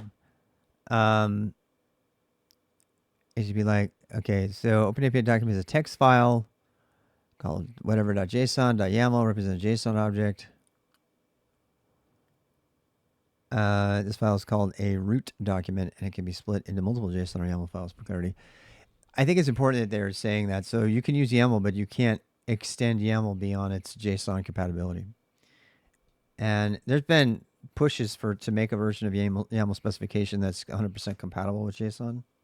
JSON is YAML, but YAML is not JSON, right? There's a bunch of shit you can do with YAML that very controversial, even dangerous. And so, yeah, it's not just a structured data format. We are going to cover structured data in the boost, by the way. I just don't know what day. So this section briefly describes it.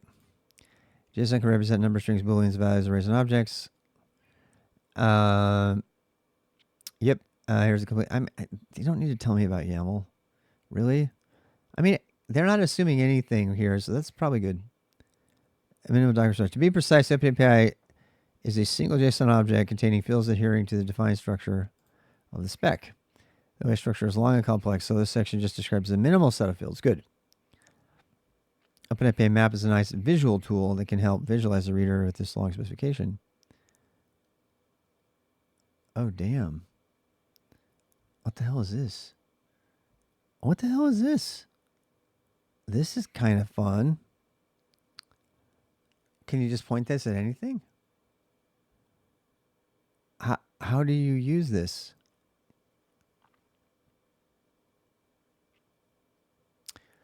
I want to know how to use this.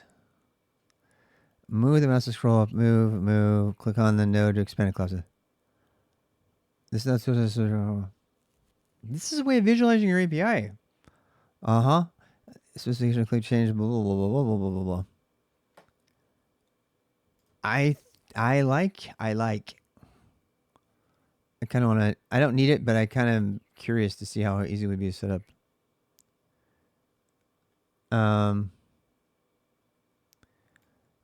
Just says that's more comments. Nope. Yep. I'm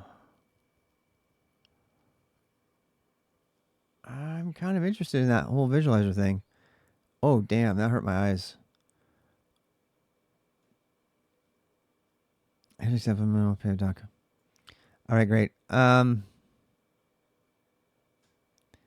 telling us. Okay, wait. They're telling us. All right. OpenAPI specification. We already did this. We're not going to look at this anymore. I probably should read the whole spec. OA structure is long and complex. API pay map.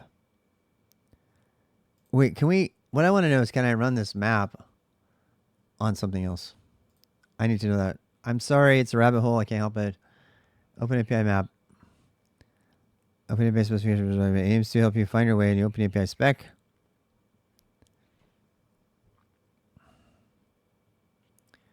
Oh, man, I haven't spent forever since I saw a Gulp.js file. In 2013, I was obsessed with Gulp. Gulp was the new... What was it? Gulp versus Grunt. I remember Gulp came out. It was like the replacement for Grunt. Convention versus configuration. Back when I was obsessed with Node. In 2013, I was obsessed with Node. Bower is still great, except for the fact that you have to like send a PR to get stuff added to their documents, to their registry. That was stupid, but the only reason I'm looking at this is because they're serving up a tool. I thought maybe the tool was going to be something that we could use. It looks like the answer to that is no. So that little visualization thing is for OpenAPI only. Probably could be tweaked to visualize your own API, which is why I was looking for. But that's enough. Specification. What is OpenAPI? Wait, I'm floundering. Okay, here we go. OpenAPI spec explain. All right, so we got our document.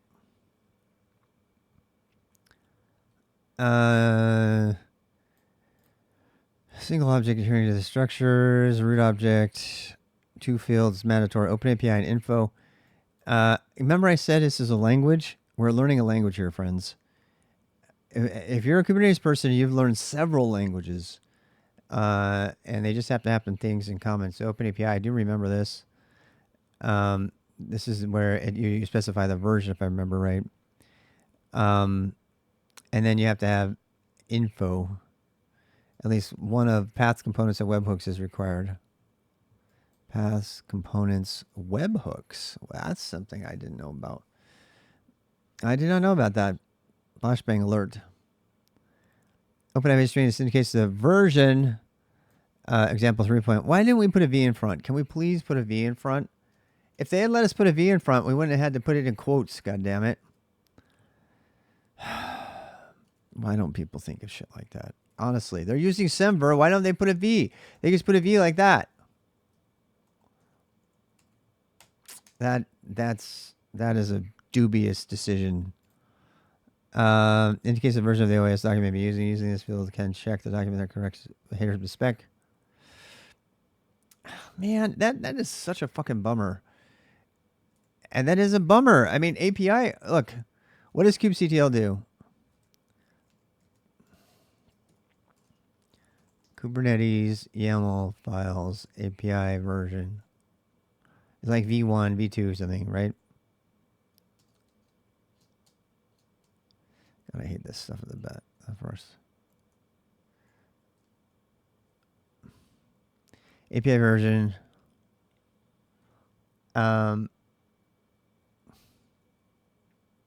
Yep, there it is. Oh, they have app version. They do more stuff than that even. I want to know if I can put whatever the hell I want there, because I'm going to put a V there. So there. So there. Where's their example? Nope. They put 3.1. That is so broken. It's going to try to look for it as a number. Do they not know YAML? Oh man, I am not impressed. The fact that they're putting straight up numbers here with multiple dots in there means they don't know YAML. That is scary, actually. Oh God. Wait, is this now a YAML file? Okay, so a YAML file got detected, but it didn't detect OpenAPI yet. No. Otherwise, it would change the type, but it's not doing that. I mean, I don't. What is this other plugin even getting me? It's just YAML, right? I don't understand.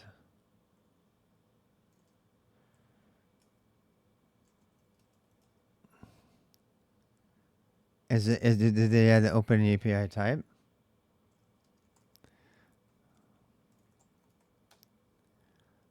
Oh, there's no such thing. There's no such thing as OpenAPI type. So what the hell did it even do? I'm sorry, I have to look this up. I want to know whether I'm going to keep that thing in my vimRC or not. Because it doesn't seem like it's doing shit. FT detect. I know. You're like, what the hell is he doing? Detect YAML. Oh, we're looking for the OpenAPI line. Yep. Any number of things plus any number of things. And then D's and stuff.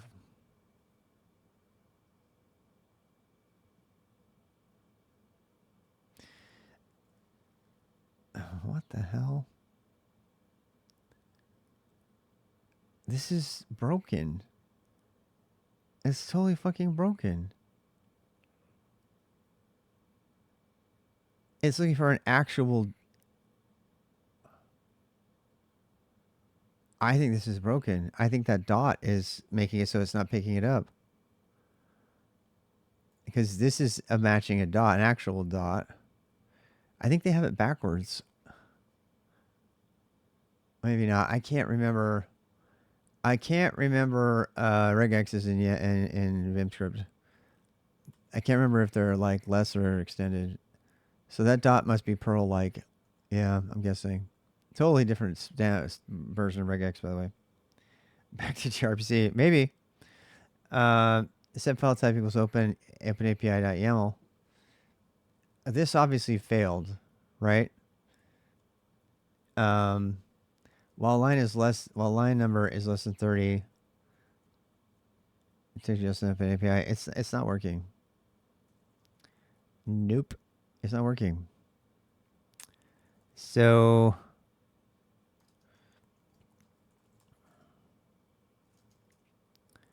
autoload c.vim plug.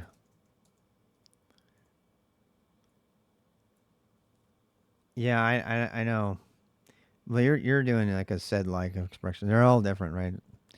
Vim is kind of like Perl. Sometimes that's to be escaped, and sometimes not. That's what I'm lamenting here. It's this. Oh wait, it did it. Why did it do it that time?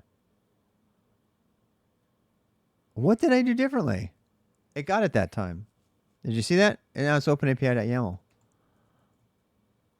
Huh. What if I do this?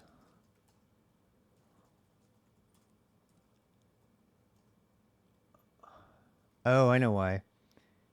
Because I asked nicely. That time I got it too. You got that one too. Yeah. So apparently you can put a V there. I'm gonna put a fucking V there. Maybe not. I don't know. Info. We have to have an info section. We don't know why yet. Let's keep going. Info title. Title. What is my title gonna be? I don't like my colors. YAML. I've got to make them better. What do we want to say? We want to say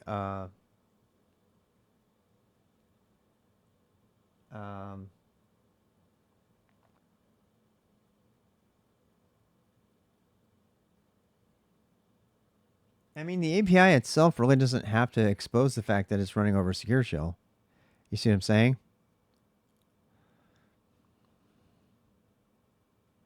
It really doesn't. I used OpenAPI a few times. I used it the other one though. I don't use it all the time.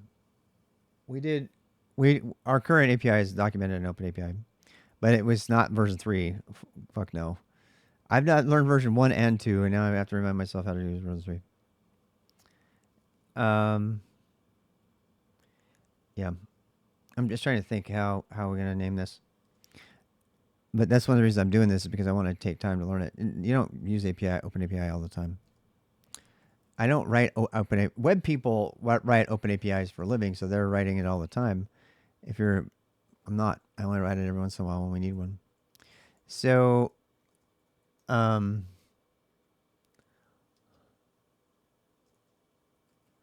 remote,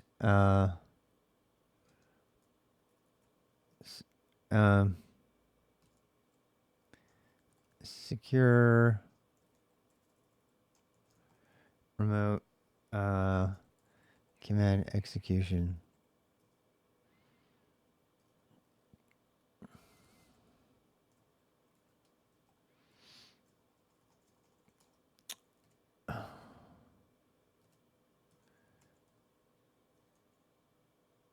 SMRC.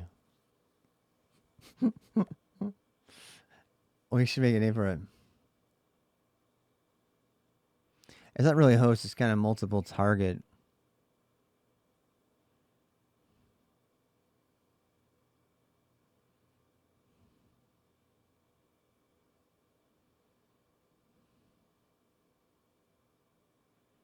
SMRC. Scammers.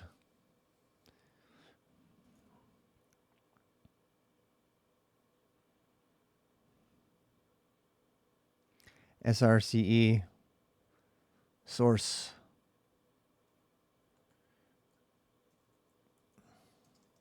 Scammers. Yeah. Secure command.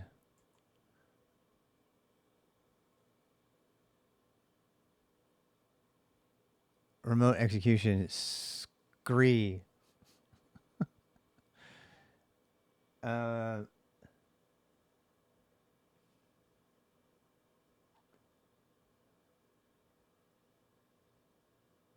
I like scammer.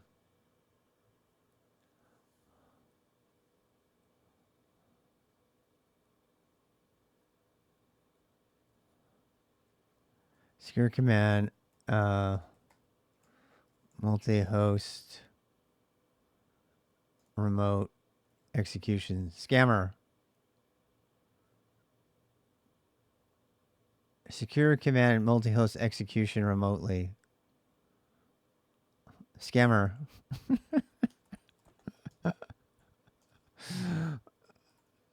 Why not?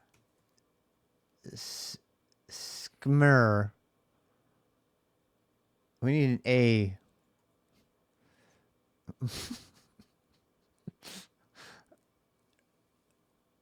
A. Secure command. Authenticated.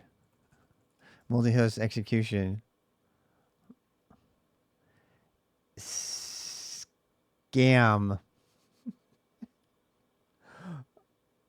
And admiring.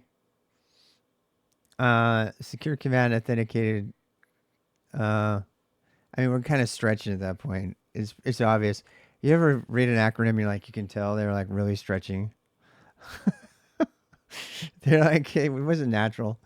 Secure. It's secure. It's secure command execution. Secure remote command execution.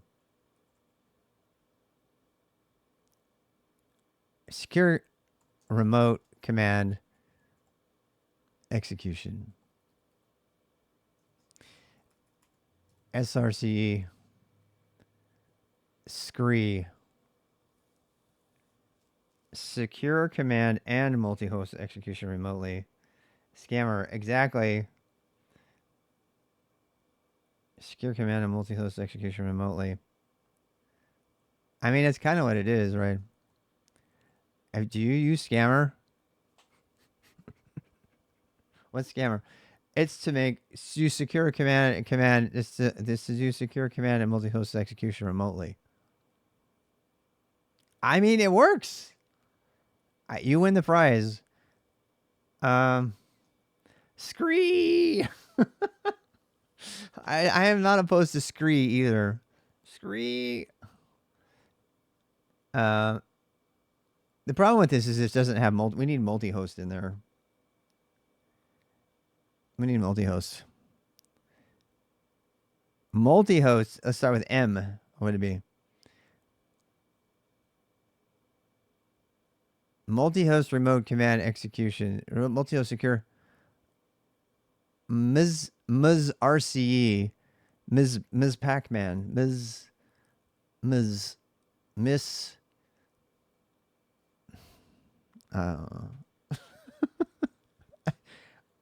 This day is going on way too long. I am taking way too much time. It's fun though. Secure. I like Scammer. Secure. Let's go with that. Command and multi-host. No, the and doesn't really go there. Secure command, multi-host, execution remotely. SCMER. Scammer. I mean, that's close enough. That's close enough. Scammer. Scummer. Scammer. SCMER. Scammer. Secure command multi-host execution remotely. Scammer. I like Scammer. I mean, that's good enough. They'll call it. People will call it Scammer. It's not too hard. Okay. Do you use Scammer? Why would you use Scammer? I use Scammer when I want to securely execute. Oh, we could do securely execute. That would be something different. Oh, damn. Name generator. Secure command remote execution and multi-hosted. Ooh, SCR Scream. Shit. I like that one a lot. I mean, we could also put an E here, right? So we could do secure execution. So someone think of an E there. Something has an E there. Secure command. Remote. Secure command. Remote.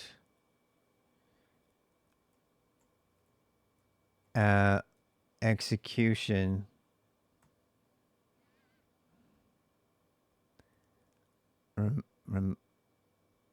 Let's see. Command remote.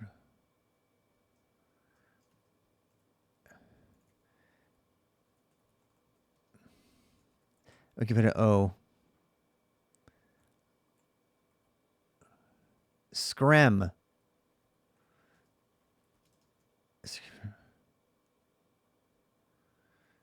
Smear. Secure execution of remote multi-host commands. SACRE. Sacred. Secure. Sacrum.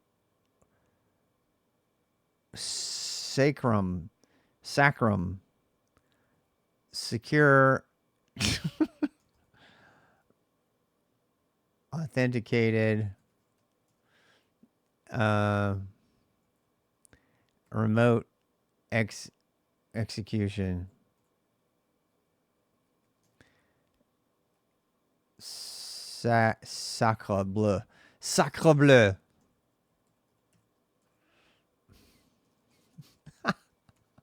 I like that one too. They're all good. They're all really good. And you redeemed a thing. So Scream, I mean, you know what? Let's put Scream there too. I do like SACRE though. Sacre. Sacre bleu. That's a French word for holy cow. Sacred, secure, authenticated command remote execution. I mean, that's what it is. Sacre bleu. I'm pretty sure that's already out there somewhere. I kind of want to put yours here though, so I don't forget it. And since we have this, we can do it. So,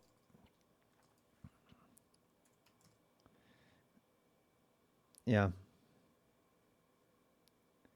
The end was kind of, yeah, the end is a little bit off on that one. I kind of like I mean, we're headed towards secure authenticated command remote execution. Secure authenticated command remote execution. We're going to remotely execute a securely authenticated command. That's exactly what it is. So, yeah, we spent like 20 minutes on that one thing, but we had fun. Okay. We are the kings of bike shedding. This stream is like, but bike shedding is fun. Oh, look, a version. We got to have a version. All right. What version? Version 1.0. Version 1.0. 0.1.0.1. All right. Path. No endpoints defined. Are we going to have a path or are we going to have webhooks? What is that about? What is the difference between path components and webhooks? The following page describes the concept of paths fields so endpoints can be added to the above minimal snippet. Paths, can a path be a procedure or is it more of a REST-y kind of thing? Anybody know? Endpoint get. This is, yeah, I was afraid of this. This is where it gets kind of REST-y. This is very much a REST API. Get, put, post, delete, right? If you can't fit your thing into a, I mean, I'd have to make, so like, for example, if we're going to run a secure shell command, what would it be? It would be command, right? It would be we'd have to create some sort of a controller that had a particular policy set. It's like a holy ceremony to choose church bishop. It's like choosing a leader. It's a cool coincidence. Oh, really? Yeah, I did not know that was also in the language. Yeah, so who knows? You know, maybe we'll get some fun stuff here. All we're really doing is just opening a web pipeline through SSH. All we're really doing is bridging SSH at this point and establishing procedures and ways to filter the incoming request, right, to SSH. And it's got a very, I think it has a very valid general application to different things. So if this turns out to be a project, that'd be even cooler. Hey, how's it going? So we're creating SACRE. SACRE. It's pronounced SACRE, like Sacre Bleu. Secure authenticated command. Anyway, I don't think we want to use a REST API. I honestly don't. This is the kind of thing that we're talking about, right? Paths. If you have a path, you have an endpoint, and then the endpoint is supposed to be a noun, and then you have either get, post, delete. You're not supposed to have any other. In fact, if you're doing a true REST API, you're supposed to change the HTTP request type. And the difference between that and a web API is the web API is just making they're all get requests. They're either get or post requests. They're not, you know, in our case, it would probably be always post requests because we want to take the command, well, we're not going to be transferring a lot of data. Our particular, if we want it, look, if we wanted to make this a more generic API and we wanted to allow, we have a requirement for it to be kind of messaging scale, which means we don't have a lot of data transfer happening, right? We don't want people submitting things to the API to be submitting anything other than, hey, go run this lightweight command and show me the output. And we're going to deliberately like throttle everything down. If we wanted to add a higher end, but then people would start to use it for file transfer and shit. We're not doing that. We're not doing that. And then that would mean payload, right? So why is this relevant to this conversation? Because this is really a part of the larger conversation about whether we use a REST API or more of a remote procedure kind of thing.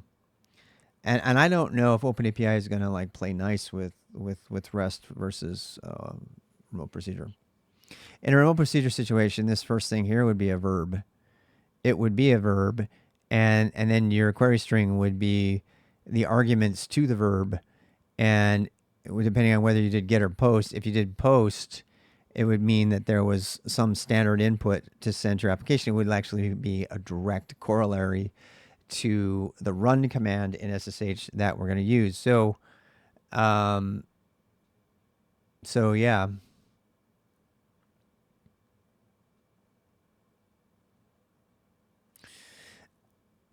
If we are forced to use this method, what we could do is we could make these endpoints represent the policies, and which is not an object, but so what? And then get would only be if there was no standard input to send. And post would allow the redirection of standard input from the client. And of course, we would be throttling that. That's a piece of this that we got to really take care of. Is we got to throttle how much standard input we are accepting, etc. Right? And we're definitely not going to be passing it through blindly. That's just stupid. So, you know, and by the way, I keep talking about it as if something's coming from the outside. Our only immediate application for this is a trusted application that is coming from our API that we trust implicitly to do all the filtering before it ever even hits here. But with a slight expansion on the scope of possibilities and use cases, we can allow that to potentially even be internet facing with TLS, and then have this directly talk to an app. It's conceivable that there would be an app that would want to invoke SACRE in order to just do its commands directly, in which case you would just have a front-end app that would talk directly to SACRE as a secondary service. And so I don't want to, I only mention that because I don't want to, corner myself into not being able to do that later. That's not an immediate need at work, at my place of work right now, but that's something that, is kind of a free bonus. All right, so it says the API endpoint list is the minimal structured OpenAPI document operations to the API. So this document says you either have to have paths, webhooks, or components. And I think webhooks are probably a really poorly named version of doing IPC. Let's read it though. Paths. This describes all the endpoints of the API, including their parameters and full possible server responses. Server and client code can be generated from this description. How do I read about the other stuff? I want to read about the other stuff. Components and webhooks. What is that about? The root object defines these things. Oh boy. What did I click on? Info. Servers pass. Available pass operations. Webhooks. Oh. Incoming webhooks that may be received as part of this API and that the API consumer may choose to implement. Closely related callbacks feature. This section describes requests initiated other than the API call.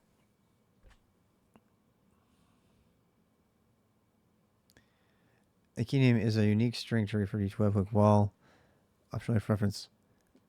So it's for implementing webhooks. Hey, who knew? I want to see the example. Webhooks. New pet. This is a path. So if a new pet gets created, it calls this webhook. And the request is initiated by the API provider.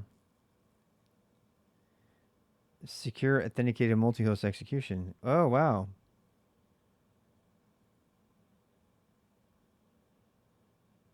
Huh.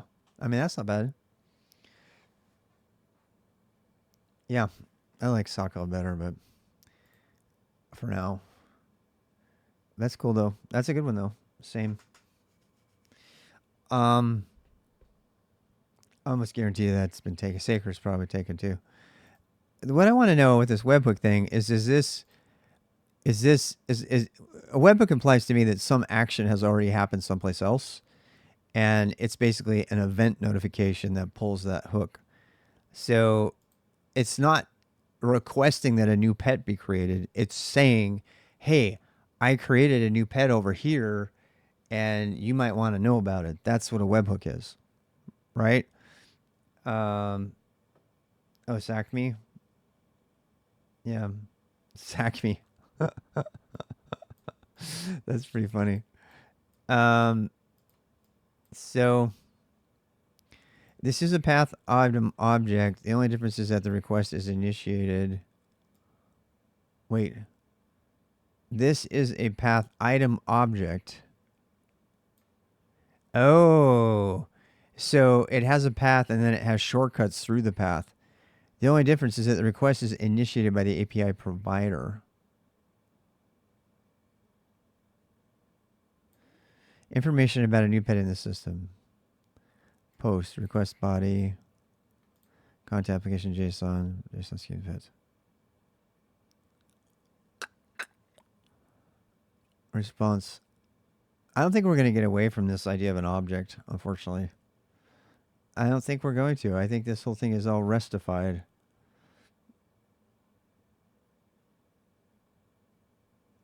You know? Another thing I don't understand is there a baseline assumption that we're using REST as God intended by HTTP requests, or are we just sending everything as gets and then changing it up? And these are things that I don't know about OpenAPI. It's the thing I do know is it says you have to have either paths or webhooks. Sounds like you'd have both if you want, or components, an element to hood various schemas for the document. Oh no! This is if you want to modularize your API. We saw this too. We actually split our API into separate files for a while, very short while.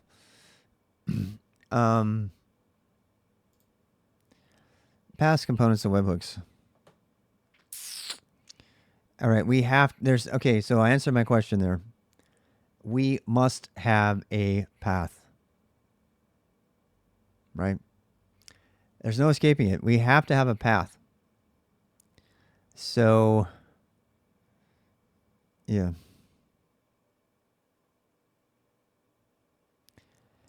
I'm hoping that we can do like a run. I think I know what we're gonna have to do. What I'm trying to decide is how do we change? Look, there's a couple of ways we could do this. One of them is we could have a single endpoint that could be command, remote command, right? It would be something / remote command / and then we would either do get or post, and then the query string would be the policy for its execution. So the query string would be I want to do it on everything or something, right?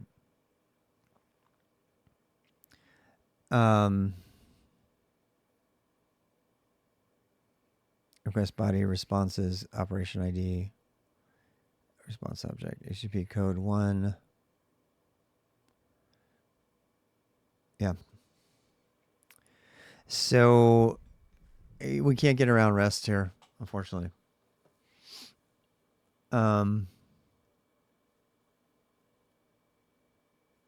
See, this is going to be and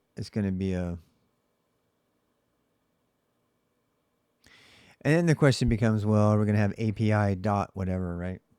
What's the URL going to be? And yeah.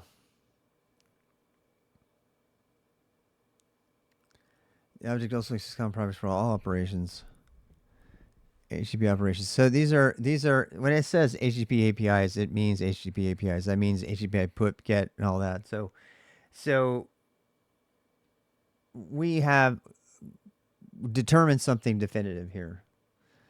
OpenAPI is not for web-based remote procedure calls, APIs. It is only for HTTP-driven APIs, which are fundamentally REST. I mean, we don't have to follow REST, right, with the whole get set thing, but it's going to be swimming upstream to not do that, right? So this is good. This is good to know. Wildcards allowed response objects. Get a 200 or 400 response object. Okay, so I'm kind of getting ahead of myself here, but I'm glad I went through this. This is super important. Yeah, how to specify the content of the responses. Let's go ahead and do that. So this is a response object. We don't care about that. How's it going, Julius? Response object is displayed here. Content types, media type. A schema object defines a data type, which can be primitive, integer, whatever. Well, I mean, to summarize again, we have a SSH multihost client coordinator, which we're now going to call SACRE. So it is an SSH client. It's a coordinator, client coordinator. But yeah, I like that name too. Anyway, what it does is it's going to make we're going to call in an HTTP request, an HTTP request to this server, to this service, and then it's going to forward it on to, obviously filtering and everything, and then it's going to forward it on to the command line running on a remote host with SSH. And I don't want to get into how horrible that architecture is right now. We've talked about all the reasons that exists. The requirements exist to do that. But the bottom line is we just want to make a request and we want to get a response, and have it be relatively quick and everything, and have it use an established TCP/IP connection dialed up to that SSH target. And that particular model lends itself really well to procedural calls as a design function and not to REST, right? Because what does the endpoint look like here? Does the endpoint... I mean, what would our endpoint be? If you look at the example that they have, is the endpoint, is it a command? Do we say, command/run, right? Do we say, shell/run? You know what I mean? So, and then how do we stuff, get? I have an idea of how we can use get and put if we have to, but this does not do web APIs. Not the more generic sense of web APIs that are like, you know what? I wonder if there's some worth a search. OpenAPI equivalent for documenting web-based remote procedure call APIs. HTTP interfaces, well, it's not mandatory, but it's preferred at this point because, it could be anything, right? Right now, we talked about having it be just a computer, programmatic API that's called in the same memory space as the API server, which is also fine because we have, we're compiling the thing. But yeah, this turns postman from a personal API utility full-blown public interactive API documentation.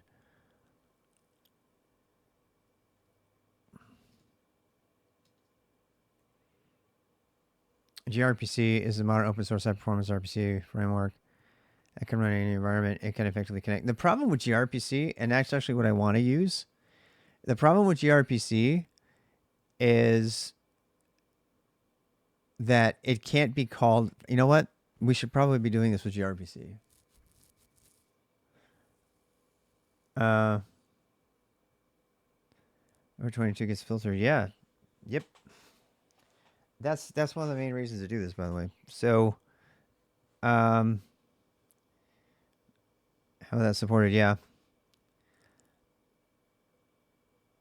You just open gRPC docs. Yeah, gRPC is, um, honestly, God. Let me think about this for a second.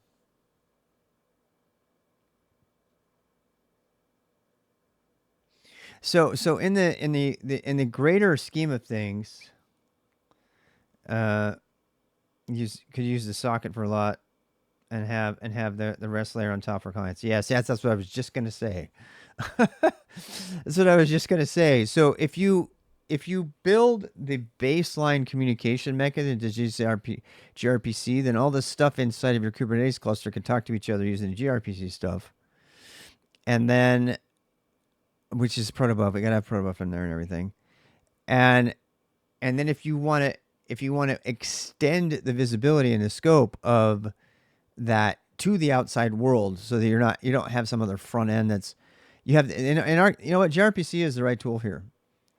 I think gRPC is the right tool. Here's why: because this API front end is running in Gin right now. It can translate the request to REST and be all nice and pretty and fully documented with OpenAPI and all that jazz, right? But when it wants to talk to this, it just wants to be decoupled from it, not in the same memory space. So it wants to be in a different thing, but it can use both of them can use gRPC, and that gets us. If we put MTLS, we don't even need MTLS, frankly. I think we should put gRPC in here instead. That's definitely the way to do this app. And here's another thing about that, right? So if we make our secure client coordinator gRPC enabled, then that means it's already ready to be bundled into any kind of containerized solution, right? That talks gRPC. So whether it be in somebody's homegrown, even Nomad, right? It could be in any sort of containerized environment where the thing that's talking to it talks gRPC. And we don't have gRPC facing the web yet. We might eventually get that. But there are lots of advantages to that because it'll play more nicely with if people want to integrate it. If they want to integrate this component into their own, cloud-based, cloud-native applications, then it's already set for it, right? Yeah, integrate gRPC middleware for API performance measuring too. Yeah, and yeah, absolutely. There's already all the stuff to watch the metrics and everything, and then if we want to put a REST API front end onto it, an Open API front end onto it, like we're doing here, if we want to do another one, right? Who cares? I mean, I could even couple another one to the thing. Right. So that could just be a centralized controller running inside our system. Fuck, it doesn't even have to be a part of this deployment. I'm starting to think about how we could deploy this in Kubernetes. We could deploy, um, God,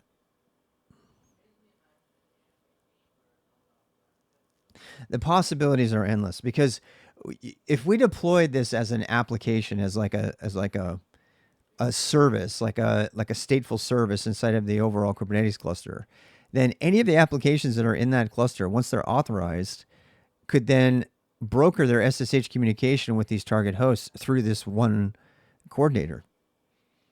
And the thing that's so cool about that is, I mean, I'm kind of going, day 2, 3, kind of down the road here, but it wouldn't have to be limited to just talking to these batch systems right here, right? You could actually set up some way to declaratively say, here are all the servers you can talk to. Here's what you can say to them. And kind of an Ansible meets SSH kind of situation, right? Um, you could create a profile for the SSH client coordinator to deal with, and that could then broker communication to your legacy systems that can only talk SSH, and you could filter in a sort of a sudoers way what things can talk to what. It's kind of like sudoers integration with your remote systems built into your Kubernetes cluster. That's kind of what it would be. You could kind of do that. You could kind of make it into this big mega, RBAC based thing. I mean, you could grow it, is what I'm trying to say. You could grow it into something that has profiles for different things, and then you could even set. I mean, if you wanted to, you could all go. Oh God, I wonder if you could even leverage RBAC rules, Kubernetes RBAC rules, and then have those apply to that particular service. Or you could just spin up another coordinator that's talking to things with different permissions to different RBAC rules, and then give and different permissions, and then you give access to that SSH client coordinator to certain applications and other ones, and then you could distinguish the scope of access based on the instance of the client coordinator, and then the client coordinator be managed by a Kubernetes cluster and be if it goes down, it gets popped back up again. How you handle full duplex SSH streams? We're not doing that. No, that's actually what fundamental requirement. That's that this is only for simple messaging scale, right? This is only for I have one string that I want to send to the target system and run on the shell. That's what this SSH server does, and then I want to take its standard output and standard error. I'm going to buffer it with limitations and send it back. This is for mostly messaging, right? Mostly commands that are just getting information and messaging. It's not for file transfer. It's not for concurrent streams. It's not for SSH tunneling. It's none of that. In fact, the only notion of tunneling that even exists is that rather than tearing down a TCP/IP connection for every command we execute, which is what we do now, we're going to maintain a dialed up SSH client connection using SSH client in Go to the target, and then we're going to just instantiate new sessions on that connection. All right, we're actually going to allow multiple connections to the same target, so that if one of those is going a little bit long and it's not done yet, then we can round robin through multiple concurrent connections to the same target SSH host. Yeah. Can we get the drawings? So I mean, yeah, I don't see why not. We're just playing here. We're all friends. Why is this not going away? That's what I want to know. What did I make? What I want that to go away now. Go away, I said. Anyway, share. Where's my share button? I know there's one. There's a share button somewhere. Here we go. Sharing link location disabled. I'm not going to let you draw on it, though. Oh, no. We got to take that off. All right. Copy link. Here you go. Here you go. YouTubers, you're going to have to, come to the Twitch or something. I guess I could put it in the show notes. Oh, why do they even call them show notes? You ever wondered? They're not. It's not a show. It's not a show. It's a YouTube thing. What did I do? Oh, my God. So that was a roundabout way of getting rid of REST. So no REST for us. I hope that the conversation about OpenAPI is not a waste. Some people on YouTube are going to put in the comments, why did you go through all that hassle just to rule out REST and OpenAPI and you go with gRPC? Well, we had to do it. We had to look at it, right? And another reason for this is I keep anticipating the conversation I'm going to have when my coworker gets back on Monday. He's on vacation, and I'm going to say, okay, I ran down the REST, rabbit hole. Well, we probably want to do this with gRPC, and they're going to say, why? This is because we don't want it to be in the same namespace as the, contextualized API gen call. We want to have it be a separate component that can be managed by itself. Blah blah blah blah blah blah blah. So I want to be able to have all the research available in my head, our findings and reasons we come to these conclusions available. So when I talk about what I recommend that we do, I can justify that. Which everybody should do. That's how you should operate. Frankly, you should be constantly preparing to defend your design decisions. In my opinion. Hey, look, somebody's visiting. Yeah, if you go visit, it'll show your name, just so you know. It'll show your name. It'll show you where you are. You called it web slugs. Yeah, you did. Yep, you're like, nope, this is a gRPC app. Yep, you did. Yeah, pretty soon I'm going to be Using operational parameters too. Damn. So I told you so. You can do that again. Look, it's the best solution. I have no problem eating crow and saying, I have no problem with that. The thing that tanked this, first of all, it was only what, a day ago. Neovim is the future. Oh God. I mean, the thing that scares me about that is I probably will end up using Neovim eventually. At some point, they're going to pull their head out of their ass and make something worth using, and that actually adds value beyond what Vim already does. And when that happens, I'm going to be stuck because I'm going to use it and I'm going to be like, we told you, I thought you hated him. I'm like, no, I said it doesn't bring anything to the table for me.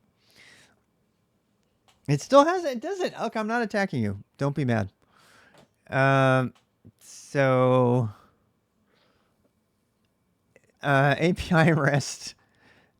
We got, okay, so gRPC here. So I really, actually, now that we know that we have gRPC that we're thinking about doing, we actually don't need to focus on how are we going to execute the base methods that we're going to be calling. We have to go back to the queuing of the methods and how many connections can we have at a time and everything. And I don't know how much time we have left today for that. We only have 2 hours. So let's actually open up that Go code again. Some people, OpenAPI was a rabbit hole. We're done with the rabbit hole. So bye. We came up with a good name though. It took 25 minutes. I'm not proud. I also don't regret it. You can't make me. You can't make me regret it. I think we need to go through some of this fun stuff on the way. You mean use Emacs? I tried Emacs, man. I have said over and over again, for the right type of user, Emacs makes more sense than VI. I still think you should learn VI no matter what, but there are a lot of people who don't care to be,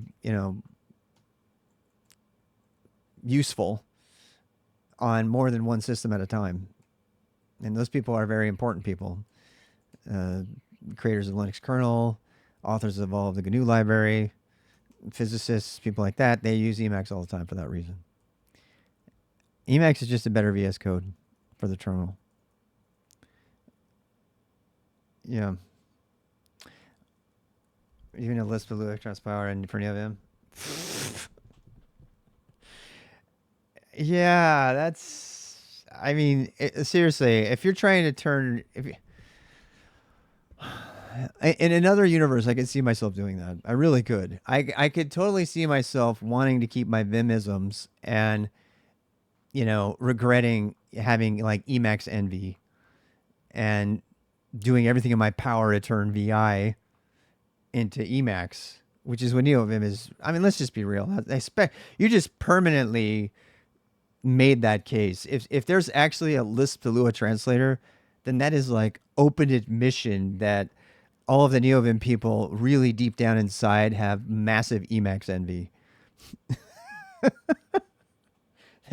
That's where this is all coming from. Just, we can all be open now. We're all friends here. We're not going to judge you for saying so. all these kids who played Roblox when they were kids, they grew up and they liked VI a lot because that was their first experience with the terminal editors. And like, damn, Vim doesn't do what I want and Braum won't do what I want, so I'm going to make my own. So there. And so then they made their own, and they're like, but Emacs is so freaking cool. We could like put Emacs into Neovim. Let's make a transpiler. Then I can take all my Lua Roblox programming skills and I can use it for my editor. Meanwhile, everybody who's using, I would love to see at XKCD if there'd be like a corner over here of like all the ancient Shinbeards and Linus Torvalds using Emacs to get shit done at mass scale. And then there's like all these new gen people trying to make Neovim into Emacs. And they're like, okay. Look, I'm all for challenging the status quo. I totally am. Yeah. Lua's too primitive. Yeah. Lua, trying to turn Lua into Lisp? Oh my God.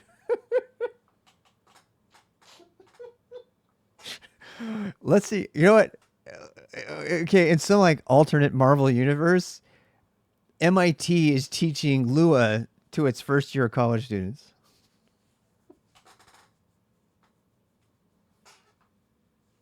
And instead of Minecraft being the popular thing, it's all Neovim. I mean, it's all. I'm sorry, I can't help myself. Lua was not designed for that. I mean, let's just be real. Lua is an awesome language, by the way. I love it. It's perfect for. It's the most embeddable language on the planet, which is why it's in everything from World of Warcraft on that ever came. It's a fantastic language. I'm not saying it's a bad language. It's not the right language to extend your editor in at all. At all. It just really isn't. That universe is sad. It was basically Scheme. Of course it is. It is, in some sense, it is kind of Scheme. It is kind of, yes.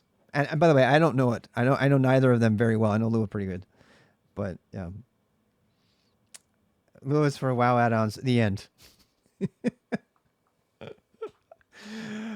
We could have that fight all day. That's a fun fight to have. Lua versus Lisp. Oh my god. I would pay money to see that shit. Yeah. They get you dressed up in like a big Lua like foam toy, and you put Lisp over there. This like chin beardy foam toy, and then you just like let him go at it. Now I want to see blood though. I want to see blood hit the ground.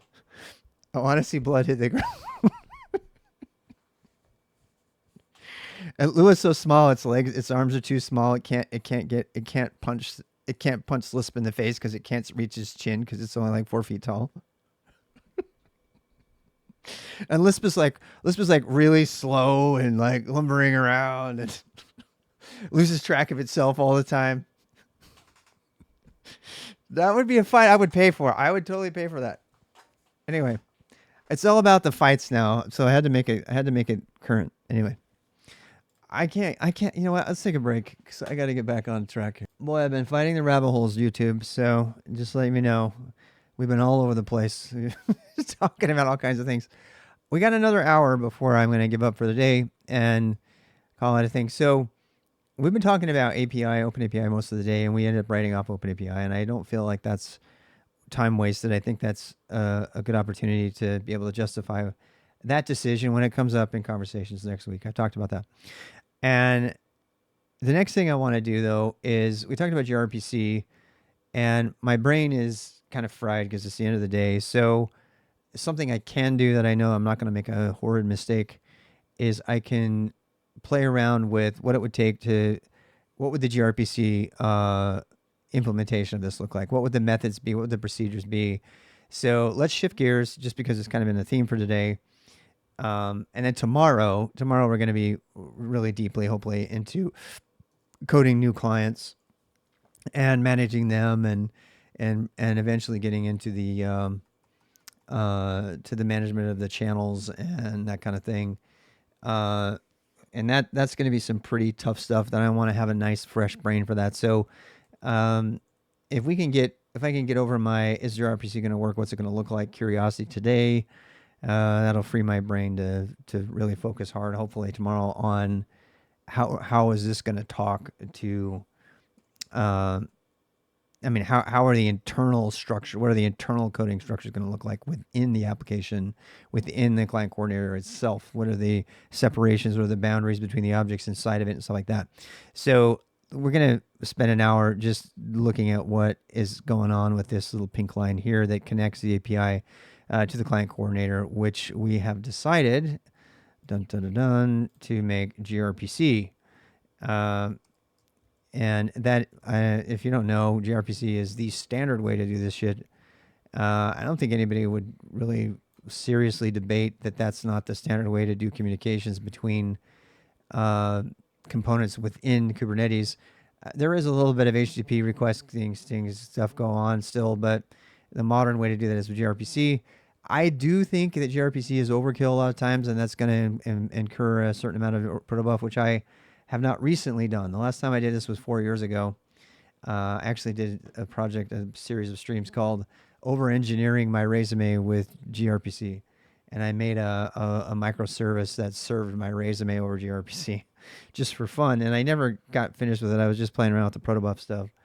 So let's spend an hour just diving into what it's going to take to get this part of it done. And then this is, of course, let's put some let's put SSH on this so people can know the protocols involved.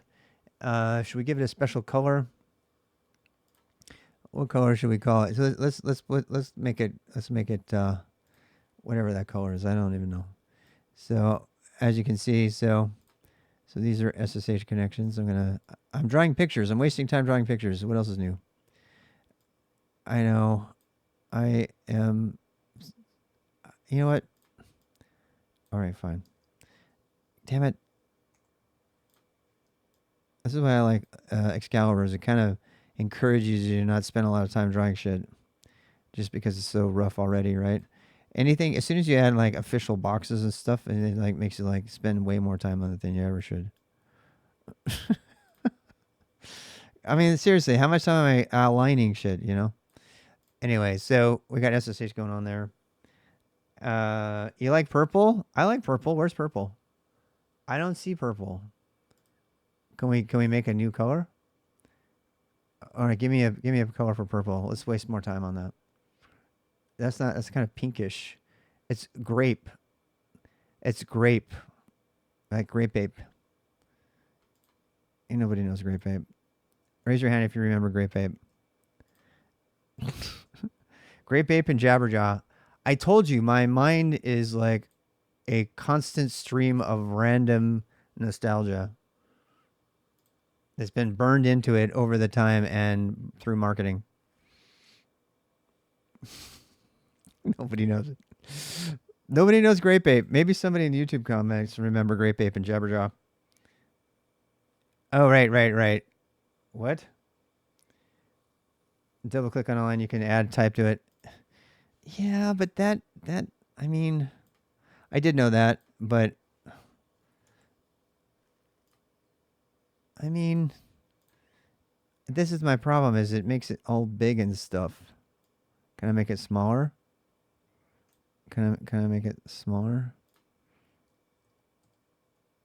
I mean, yeah, double click again. All right, fine. One more time. What a better... Wait, what? Wait. Click. Oh, do I have to like change the font family size? Oh, yeah, it's like Ooh, how about that? Wow. Okay, that's good. I mean, this is why I have you here, to help me save me from myself. Save me from myself. Tell me how to draw. Yeah. I probably knew that existed and just did not equate, because my brain, as I said, is at the moment not working very well, because it's the end of the day. Just so you know, when the end of the day comes around, your brain stops working. Don't do anything important during that time, like deploy a production fix. Great pay from Wacky Races. Never saw the original. Is Twitch purple? 64441A4. Why do I get the sense that you have that memorized somehow? Your mind goes to commercial jingles all the time. It's almost like people have memes in the brain now. They don't have old commercials on the brain. My baloney has a first name. You know what I mean? It's a totally different thing. Anyway, how do I start with gRPC? Honestly, I don't know. You see, somebody got that. They knew that. Okay, so, what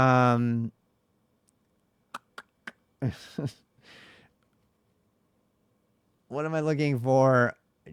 Actually, I think I might have a Z on this already. gRPC is a present and future. Oh, look, it's 471. That's one of my first Zs on the new system. Microsoft Docs. Yeah, the first place I would think of to learn about gRPC. Some Microsoft documentation site. Get a gRPC ecosystem, gRPC gateway, JSON proxy generator.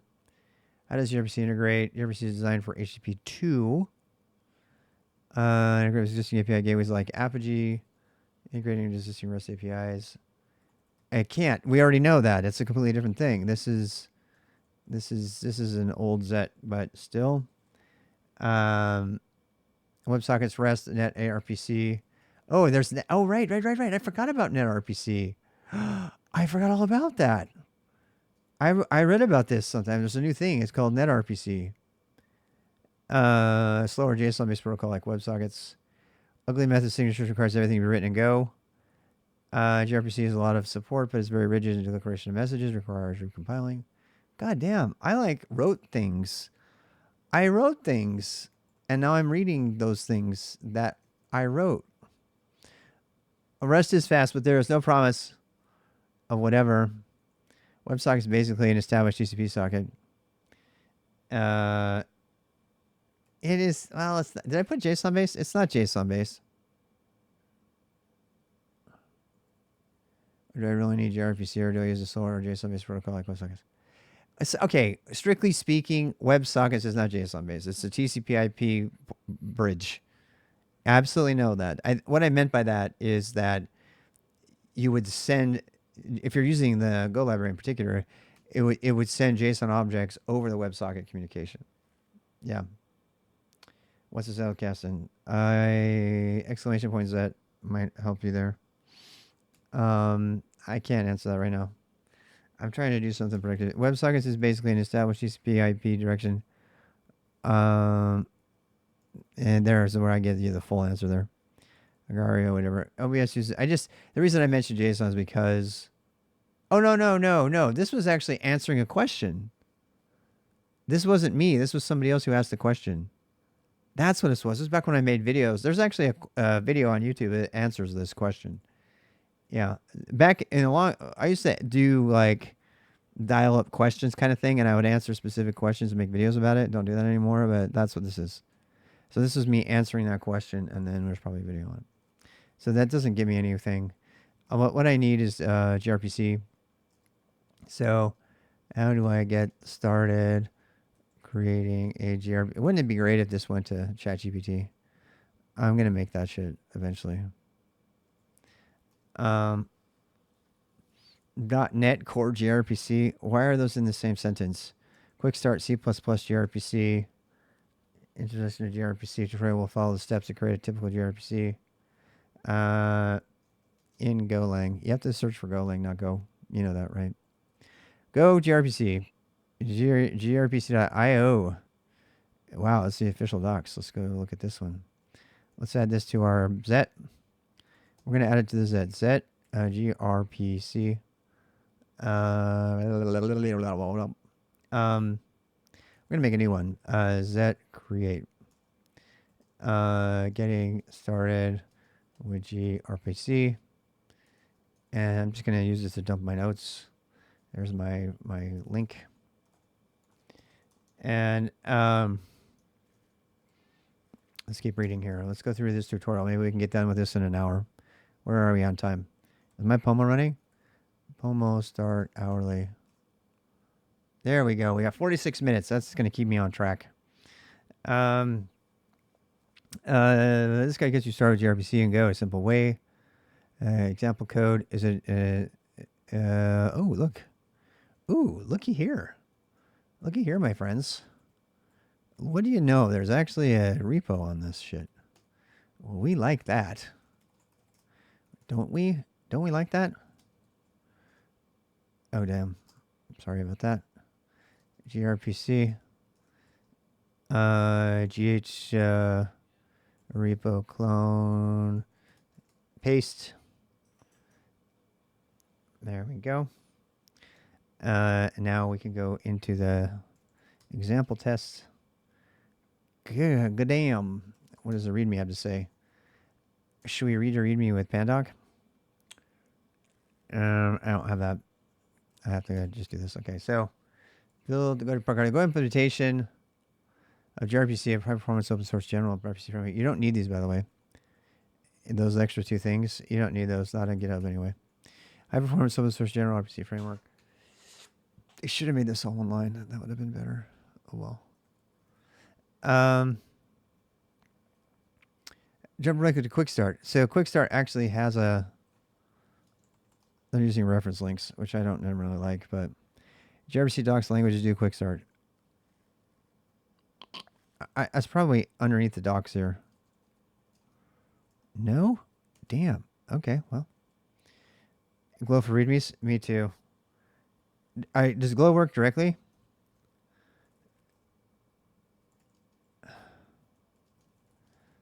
I need to get Glow installed. Glow uses Glamour, right? I need to do that right now. How much time do I have? I have 44 minutes. I can do it.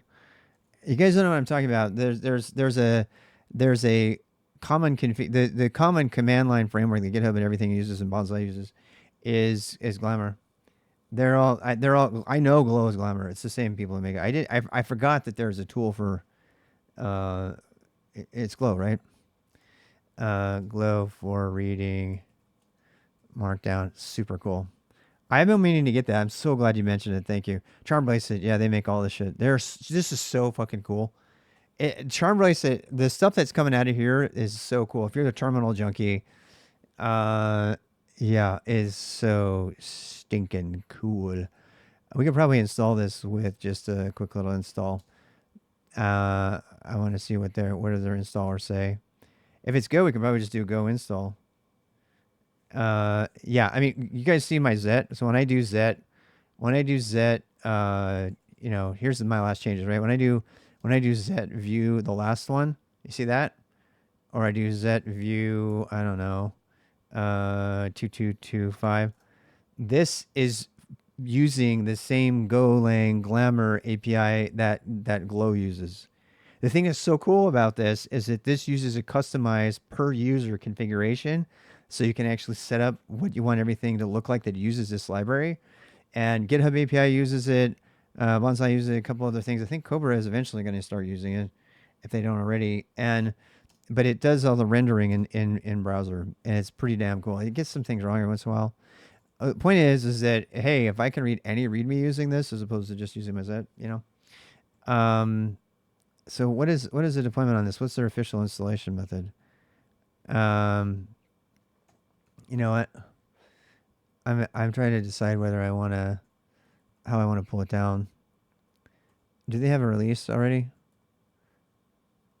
Yeah, I mean if it's just Go, I can just do a Go install and call it a day. I don't have to do a release installation. You know what I mean?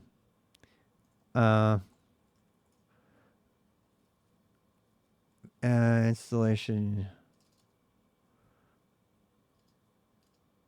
Internal devices commit. What the hell?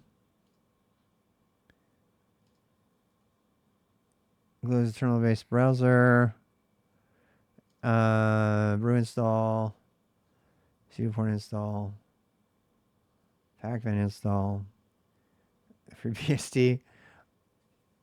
It looks like they kept APT off. That's weird. They must be Ubuntu haters. You have to put a keyring in for this. Yeah, I was afraid of that.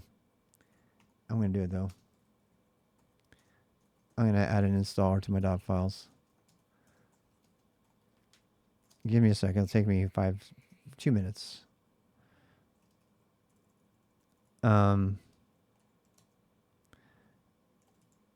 Install Glow.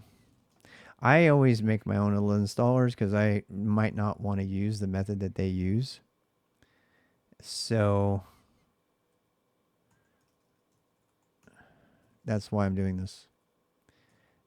App keyrings, curl fast. This is actually not the way to update your keyrings. It'll complain too when I do it. Watch. I'm going to do it this way. You can also do it just by grabbing the raw thing and installing it. That's also probably a faster way to do it. If you do that and you actually get the Debian file and we're doing Helm now. No, we're not fucking doing Helm. What are you saying? Bite your tongue. What's my password? Super secret password. I was afraid of this. Yeah. No, I have a better way to install it. Yeah. Copy, install Helm. There's a standard. You can install any GitHub release using curl. And that's what this shit is up here. And on Ubuntu, it actually makes more sense to do that. I could also just do Go install if I have Go already. Shh, don't tell anybody. Um, so yeah. I know what I wish. This is like one of my greatest. One of the things I like about Artem 2 is that it mixes the tmux cut and paste buffer with the buffer of the host system. It's one of the biggest annoyances I have with. Does anybody know how to do that with Microsoft Windows Preview? That's another thing I'd be worth looking into. Yeah. Anyway, I don't want to spend too much time doing this. I'm just gonna I'm just gonna grab it and then I'll do that later. I'll make an issue here. Add install Glow. That's just so I don't forget. All right, so that's just so honestly that's just so I don't forget. Yeah, or download release binary release. That's what I was just gonna say. You can go get the download release. So if you install with Go, that's what I'm gonna do right there, right now, because I have Go on here and I always will. And that'll actually put it in my .local instead of all the rest. No. Although I have had problems fetching stuff off of using Go lately. I don't know what's going on with that. I think right now it's probably doing a bunch of dependency pulls. No, it's not. That's just downloading the global. There's something. It's hanging up on something, and I haven't been able to figure this out. Go's been doing this recently a lot on me. I want to say it's my network routing because I have never really fixed the stuff that broke before. I did reboot the system, and the router got rebooted, so it's not DNS. But I still get the occasional DNS. Can't do a DNS thing. Yeah, I guess I could do that. Yeah. For meta, git repo. Another thing I do is I have stuff set to pull stuff right from GitHub rather than do the caching. Yeah. Yeah. Garbage? What's that? You got garbage? What are you talking about? Garbage. I do not have a garbage. No. To throw away. No, I do not have any garbage. Thank you for asking. It's 7:30 already? Shit. Term place it. Yes. I mean, yeah. It's a weird name. YouTube doesn't want to watch me wait for ghost stuff. I'm gonna pause this. Don't let me forget to. I promise you, we'll do more than just reading it with Glamour. But for those of you who want to see, we're still waiting for Golang to code to compile. That's why I was going for the release before. There's just so much stuff that this is having a hard time downloading and running and everything. So while that takes time, I was spending some time showing people what Glamour is. Again, Glamour is just pretty colors for your README. But Glamour is the basis. It's an API you can put into any of your Go apps that make them nice and pretty and beautiful, and it makes it so it makes style sheet based markdown. This is the important thing. This is the perfect marriage of like web UI design and terminal people. So it's really cool. It uses the entire CSS style sheet model that you have control over, by the way, to render this ridiculously beautiful anything in text. You define the, in this particular case, it's Markdown, but you actually can do it to render other things besides Markdown. So, and if you're, the thing that's just absolutely amazing is it comes with full support for all of the standard languages in Markdown. So you get syntax highlighting in your rendered terminal output. Isn't that cool? So this is why I use this for Bonsai. The Bonsai help documentation uses Glamour. Cobra doesn't do that as far as I know. I wish it did. Of course, Pike is on record as saying, and I quote, "Colors are juvenile." And so, You'll never get color in the help output of any standard Go program because of that. I disagree. I think colors are critical and a big part of understanding and avoiding errors. I actually, true story. I actually avoided. There was a bug. I opened up an SSH config file on one of our jump hosts. Actually, no, it was one of our root endpoints, our head nodes in Kubernetes. And I opened up an SSH config file that was supposed to be the server configuration. And some engineer, I don't know who, mistakenly put in a SSH client configuration directive in the server, uh, information, and it broke it. And I was able to see it immediately because of syntax highlighting because of color. And I saw immediately it was like bright red. It was like, this does not belong here. And that was because of color highlighting. If I hadn't seen if I hadn't had Vim syntax check thing enabled on that jump host, and if I hadn't had, the colors, I wouldn't have seen it. There was no way I would have guessed it because I saw it was all red. So when people say that color is not useful and syntax highlighting is a waste of time and all that stuff, and they just want to stick with you know, their green screens and stuff, I think they're full of shit. And I have objective evidence to the contrary based on my experience. So I like Glamour. I like the idea of colors. Uh, yeah, it's like saying punctuation is not useful. Exactly. And the guy who made Go, Rob Pike, he's really, really anti-color, which is just stupid. I mean, it's stupid. His wife's a fucking artist, for God's sake. Why would you say that? It doesn't make any sense to me. He's probably, I mean, he's the kind of guy I would have a beer with if he would allow that. But um, there are a couple of things about this particular render that I don't like. Like, I really don't like that it inlines URLs. Even if the URL doesn't appear there, it'll still inline it. But other than that, it's really great stuff. GitHub CLI uses it. GitLab CLI, Git, Meteor. God damn, Meteor brings back memories. Glow. Glow is the thing we're trying to install. Colors are for kids. Colors are juvenile. That's the way to say it, right? Does anyone still use Meteor? I don't think so. Ever since they started to fall apart, Meteor is a framework that duplicates the database in memory that goes with the stuff on the back end. It's pretty interesting tech. Actually subscribed. I paid them money and stuff. Oh my God, people are yelling in the background. Can you hear them? I should probably tell them not to yell so loudly. Can you hear them? I should probably warn them. If you turn up the sound right now, you can hear them fighting.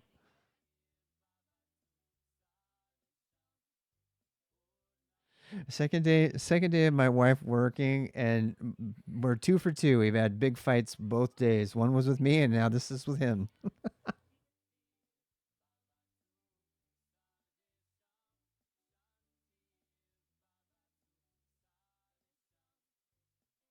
I have to leave the sound off for a bit. I'm sorry. They're quieter now. I just hope this isn't a trend. Our family's not doing so well with my wife going to work for reasons I won't get into. Look at how pretty that is. Isn't that pretty? Damn, it's pretty. I really love it. I love it. I do. I love it a lot. You're saying Glow. I'm still trying Glow. Oh, hey. It's finally installed. Finally. Okay, so here we go. Which Glow? So I did a Go install, put Glow in my user local bin. My .local bin, which is the official place to put binaries, by the way. If you're wondering, where should I put my binaries? Don't put them in /bin under your home directory anymore. That is no longer the cool place to put them. XTG _ desktop config declares that the proper place to put binaries is .local bin. Proper place to put configs is .config. The proper place to put cache files is .cache. Those standards have now been defined, and they're actually hard coded inside of Go now. Go has now os.user user home cache or user home dir, user cache dir, user bin dir, something like that. They're actually derived. There's code you can call in Go, standard code in the standard library that will return this value for you, and it will observe the XDG desktop cache and all that other jazz. That stuff has all been really well defined. If you are in a container and you're not using a multi-host system or something like that, then obviously user local bin and that kind of place is the place to put stuff like this. I tend to still think of myself on a multi-user system, even though I'm not. Which it's just annoying when you try to log into another system or something. What was I trying to do with that? I was just trying to read the README. Actually, all I really was trying to do was we were going to go RPC here, and I was like, hey, I want to read this binary, so we're going to Glow README now, and we can read it. Now, I didn't pass it off to a pager. I wonder what it'll do if it passes. Oh, I was afraid of that. I was afraid of that. I need to make an alias for this. Yeah, I need to make a like always color or some shit. Yeah, all right, let's do something else. All right, I know this is if I'm gonna do something today that's useless, this is the time to do it because my brain's in mush. My brain is mush. Let's add completion. I am almost positive this is Cobra. We're gonna find out. So glow, glow, exec bash shell. Damn. So there's no dash s, huh? All right, all right. How about that? All right. So let's do glow tab tab, and now we get our completion. I'm piping it to links. Oh, I have that's what I used to do. I used to pipe it to links because then I could actually navigate it, right? In fact, you can do that. You can do links. I know you can do that because I used to do that. I mean, that's you bring up a good point. Like that, if I do it that way, I can actually read the shit with. Oh wait. No, we do. No, we have to do his HTML first. I used to do that. I used to have a thing that did that. That's how I do my coverage, GOC. That's what code coverage does. Why is it telling me I should? I don't need it right now. Yeah, it's yeah. I mean, I'm willing to try the terminal only kind of thing. What I don't like is it's not doing file completion. Oh, that's a bug. It's not doing file completion. It should. They should have. They're using Cobra wrong. There's got a bug in it. I got to fix that. I'm gonna do a PR to the Glow project. Their completion. I know this because I actually just did completion for another project using Cobra, which I don't like, but still. So you can actually set Cobra to do default completion with the file names in the system, right? So, you know, they're not doing file completion in addition to everything else, which sucks because, another thing they're not doing is they're making me use my terminal to go back and read it. And if I pipe to more, it's gonna mess it up. Page back in TMUX, but maybe Glow works as a pager. I am more of a TMUX page backer anyway, but yeah. So I'd rather not have to do that. I'd rather just Glow and then choose a file. What? Glow?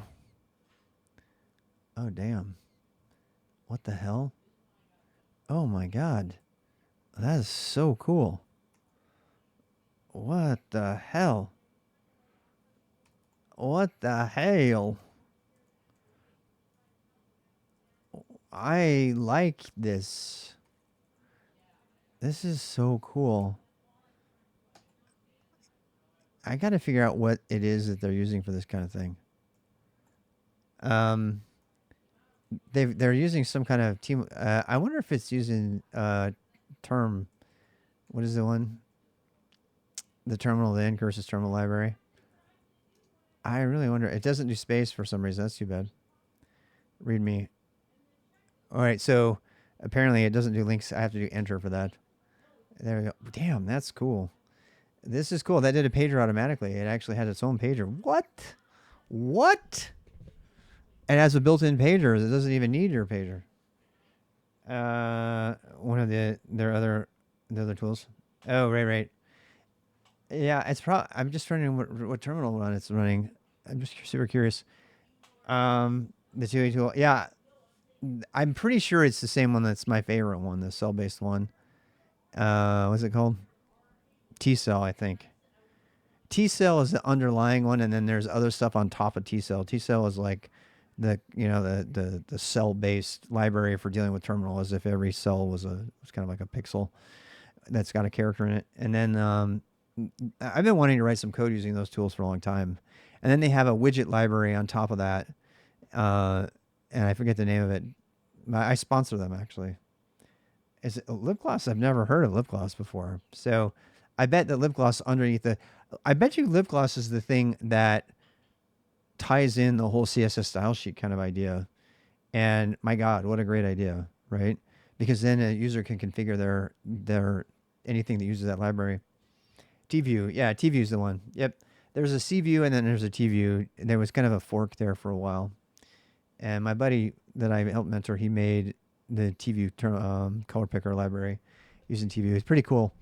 Yeah. Anyway, this is one of the reasons Go is like in serious demand for like command line applications, TUI applications, stuff like that, because it has got a wealth of. It's like there's almost like terminal based frameworks coming out for Go as fast as they're coming out for the web. You know, web has its own framework every week. It seems like Go has its own framework for the terminal about every week because it's one of the main target sweet spot usages of Go, as you can see. I mean, this is absolutely beautiful. I'm so glad that I looked at it a little bit better. This is my new README reader, hands down. I'm gonna have to do a whole video on it. A lot of Python, yeah. Well, and there's nothing wrong with that, you know. But yeah. Build status. Python obviously has a dependency on Python being installed, et cetera, et cetera. Major release of Go. So I mean, this README that we were just reading with. I mean, let's just pause here. This is how we were reading it before. This is what I was reading before. This is what I was like going through and reading. And you know me, I regularly pull down a Git repo because it's a source of truth on everything, and I read it, right? And this one became annoying enough because it's using like indirection for the HTTP URLs and stuff like that. These are called reference links, by the way, in Markdown. And it's also the reason that to do any proper Markdown parsing, you have to pass through the document twice because you can't fulfill. It's really too bad because you can't fulfill the link for this until you go to the end of the document. But as you can see by using Glow, you know, we get all of that. God damn, this even goes down to the directories. That is so stinking cool. Are definitely pushing me to learn more. Like, yeah, the charm tool stuff is just amazing. They really, the thing I like about the charm tool suite in general is the Glamour tool suite in general is that it appeals to, you know, discerning web designers. And I have all the respect in the world for web designers. Web developers, I'll give them shit all the time, but web designers, people who actually know how to create good design and, you know, readable color combinations, things like that. I'm about that all day long. That's a skill that I don't have that I really highly respect. And I mean, I respect web developers too. Don't get me wrong. Go job market is interesting. In Denmark, we practically zero Go ads, no FTEs, no consulting. I mean, I don't know about that. You'd have to look for cloud native stuff. I would look for cloud native stuff. Anyway, so let's finish out our hour. We've only got 18 minutes left, but let's finish out our hour actually reading about Go gRPC. We're going to read the how to get started with gRPC, and hopefully we'll have baseline gRPC code added to our you know, client coordinator, SSH client coordinator code. So we have the URLs are now actually where they need to. Oh, I'm so used to navigating with links. I'm actually using links navigation, which, by the way, if I ever do a PR to Glow, that will be it. I'm going to do that. I'm going to do that. I'm going to promise that right now. I'm going to make a PR for Glow to have optional VI navigation, like links, because you're going to go wrapping around whiptail at one point. Wow, cool. Yeah. So we have the build statuses. I don't even know how to do this. They got their own reader. I've never seen it, so I have no idea what I'm doing. Oh, I wasn't clicked on it. No wonder. Oh, what? They do have Vim mapping already. Oh my God, this is so cool. Never seen it before. Add to page browser by default. Yeah, but it might be there and we just don't know yet. I just found a whole bunch of stuff that's there that I didn't know. Yet another reason to learn Vim mappings instead of Emacs. There you go. You don't see, you know what I mean? You don't see any Emacs mappings there. I'm just saying. Oh, damn. The help stays there for noobs. The help stays there for noobs. Holy shit. This makes me want to make an entire Vim tutorial that has like help on the screen all the time. What? This is cool. Is it glo.sp file? Yeah, I probably should have done that instead. Yeah. My alias GL. Is this okay, wait. All right. So based on what you just said, is that thing I'm just using, is that the pager? I assume so. Why doesn't it do file completion? That annoys the fuck out of me. With all that other great stuff that they just did. Oh wait, that respects your current pager. Oh, damn. Oh, dash P8 respects your current pager. It's like whatever you got set for your pager environment variable. Oh, that might be my new favorite. Yeah. What I want to know is, you know what?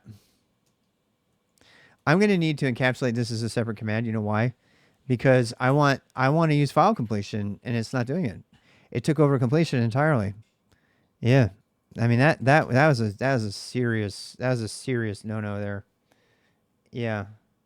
I mean that did not complete the file completion. So if I were to say like which read readme, which readme. Yeah, I'm gonna do it.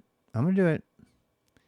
Do aliases complete if I put them in? That's probably something I get away with an alias on. This kind of like brain dead shit is the kind of thing you do at the end of the day. So I don't want to hear about it. I can hear you out there judging me for not doing something serious right now. I don't care. Complete. Anyway, what was I? I don't even know what I was doing. This is why I don't do anything important. Do I even really want Glow completion? I don't know.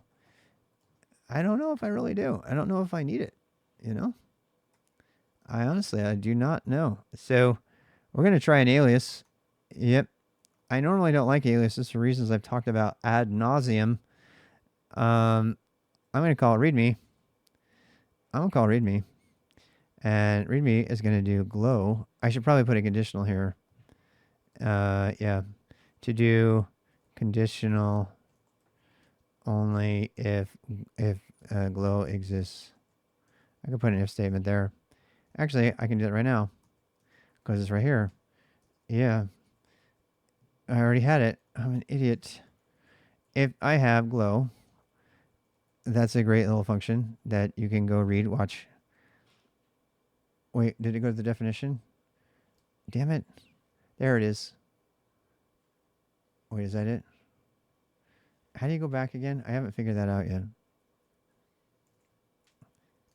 There's somebody who's whatever. Never mind. Readme. Readme equals glow dash p this stuff right here. Actually, we can just do glow dash PSP. That's it. Yeah. I can just do glow dash p. Mm-hmm. Exit bash dash l. Readme.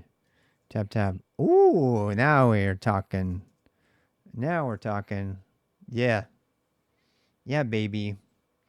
And now I can use my pager and I get colors. Fuck yeah. I mean, should I do MD? Should I do read MD? I should probably do read MD, huh?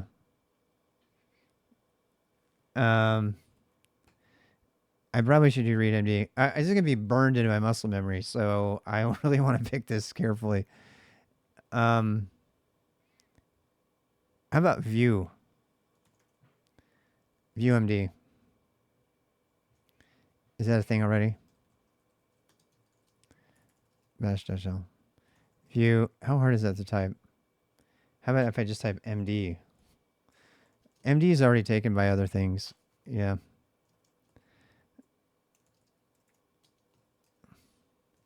MD. Hashtag headers and markdown. This actually parses markdown.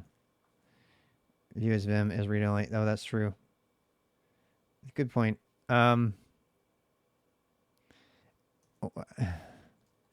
MDV.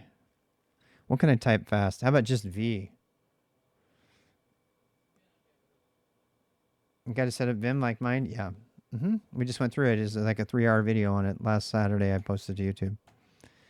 If you watch the beginner boost, we go through all that stuff. I mean, V. No, I'm just gonna make it glow. I'm just gonna take over glow. I really want glow-p. The end. Right?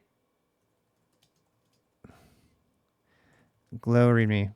God damn it. But glow has already been completed.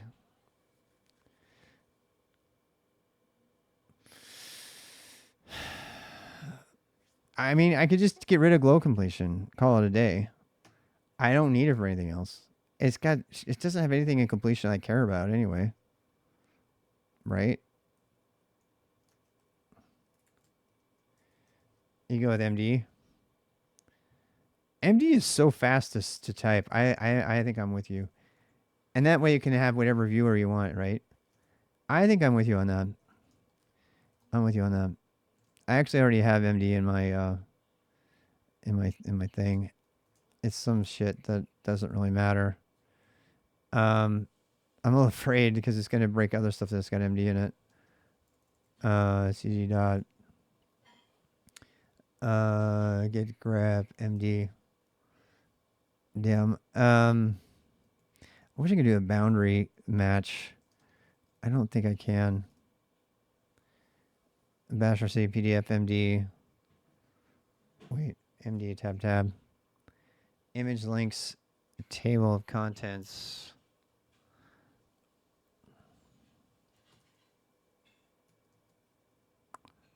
Oh, I know what that is. That's a bonsai command that I made for other stuff. Yeah, I'm getting rid of that. I'm getting rid of that. I'm gonna get rid of that. Yeah. Yeah. I like the MD one. I'm gonna do the other thing. Either that or get rid of glow completion. You know,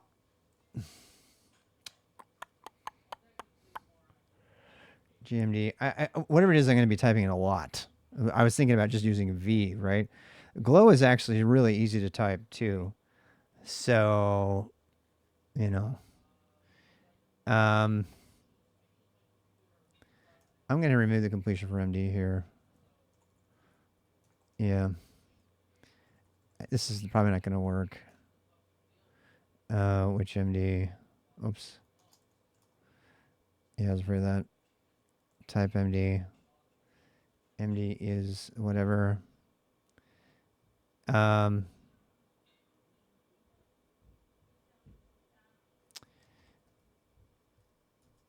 is this here? I know, we're taking all this time. I'm so sorry. Move MD to old MD. MD, old. Which MD? I'm going to keep it an alias. Because I'm never going to be calling this thing from any other program. So I only do aliases that match that description.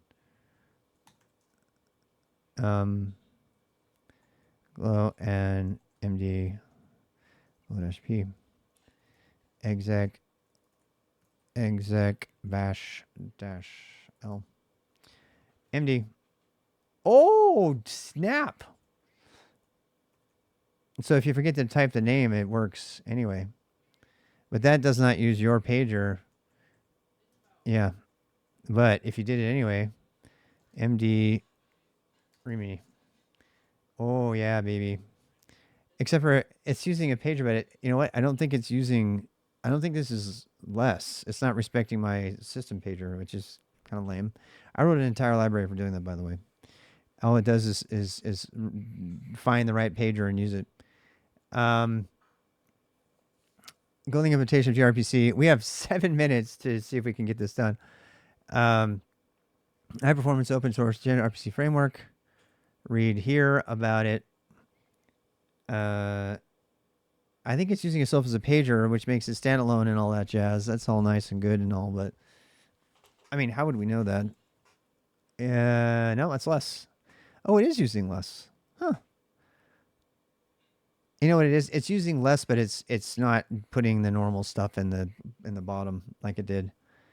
So it's not quite incorporating less as well as it could have, like my Zet does, for example. Watch, does that help? This is actually using less. It's detecting less and it's sending colored output to less, just like Glamour or Glow. But it also is using the data that can be presented down at the bottom. So, so that's why I missed the fact that it was using less, which is cool. That's really great. Um, Double release, import. This is the number one reason to use a viewer for Markdown is when they use code snippets, which they do all the time, you get syntax highlighting, which is kind of nice. With the Go module blah, support for blah, simply add the following to your code and then go build run. Will automatically fetch necessary dependencies. And it'll take you 2 hours like on my machine. Otherwise, install a gRPC package. If you're trying to access gRPC from China, see the following FAQ. gRPC docs includes quick start. I think we already did the quick start. What would be really cool is if we could actually follow the links. Now, I happen to know that on my system, I can actually click on the links if you have a terminal that supports that. You know what? That is a really, oh, I hadn't even thought of that. So because Glamour puts the link in line, which I was complaining about because it makes it hard to read. The cool thing about that though is that all terminals out there can just click the link. So it's like having a web page in the terminal, but not. So that's pretty impressive actually. I can't wait till you start using this on my Mac as well. So I mean, because I term 2 will automatically open the link. There is a way to follow the link. I think is it control? Yeah, I think it's control. Yeah, there it goes. It'll do it. It just doesn't do it. It just doesn't tell you it did it. Watch, if I do it here too, it'll open it, but it doesn't tell me it's opening it. See, there I went. See, so you just have to go back and look at that. Yeah, the README for your project looks good too. Nice. So anyway, so the Golang domain will be blocked from some countries. Yes, we know. Think about this as I can use Control N to page all the way down if I want to, or I can just go one line at a time. Jump between linked pages and Markdown doc. I mean, that would be super cool if it can do that. Damn, you know. Yeah. Let's see what I did there. Lol. Golang issue. Mod vendor compiler. We're not doing any of that. If you're not using Go modules, we're doing that. We did this already. Okay, so good. Oh, check it. Go log verbosity level. It actually is checking environment variable every time it runs. Boy, I hope that's at a init time. I hope that's not runtime evaluation. I mean, it has to be. Damn, that means they bogged down their entire code base by having a bunch of verbosity log check level checks. Anytime you add like verbose logging, you're adding a ton of conditional indirection, and I am not a fan of that, but I understand why people do it. gRPC failed with error, code equals unavailable, description, transport is closing. Server means the connection RPC was closed. Misconfigured transport credentials, connection failed to unhandshaking. Server shutdown, keep alive parameters, etc., etc. Increase your max connection agency.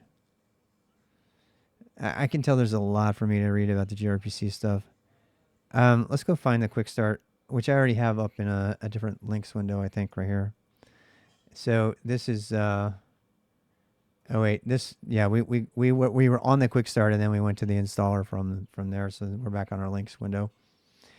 And stuff. This guy will get you through gRPC. We have 1-ish minutes left. I'm going to go over my Pomo time for, let's say 10 minutes. So it's going to be blinking. It's actually going to reset when it hits to 0. So, and you know, and I can set a Pomo for 10 minutes. How about that? Once this hits to 0. Go, one of the 3 majors of reasons of Go, protobuf compiler. See, this is the hard part. You got to use Protalk. No, it's not Protoss from StarCraft. Every time I see Protalk, I think of the Protoss from StarCraft. I can't not. That's what their logo should be. Protocol buffer compiler version 3 for installation instructions. See protocol buffer compiler installation. So I remember this from 2 years ago when I was trying to get into gRPC, and I realized I had to go through the entire, kind of in the critical path of learning how to do gRPC. You have to learn all of protobuf. And I don't know protobuf. I've done it once, but it's not fresh, so I'm gonna have to go through that again. Go plugins for the protocol compiler. Install the protocol compiler plugins for using Go. Oh God. Update your path to use the Protalk compiler. Get the example code. We already got the example code. That's how we got that repo and started messing with Glow. Go into the quick start directory. Oh, it's under examples. Nice. Let's go there right away. Let's go there, shall we? Examples. Who knew? Who would have guessed? Hey, wait. I'm going to use it. You ready? MD readme. I can make a command that automatically reads the readme.md file by default. Is it worth my time? So I can just do md enter.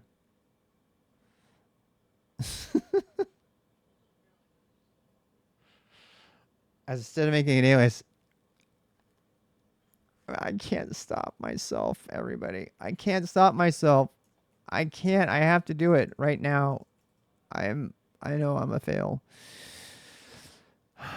I'm a fail. I cannot stop myself. All right, touch md schmucks. I have a command for this. I can't remember it though, as usual. md bin sh test dash e readme.md. No, dash f.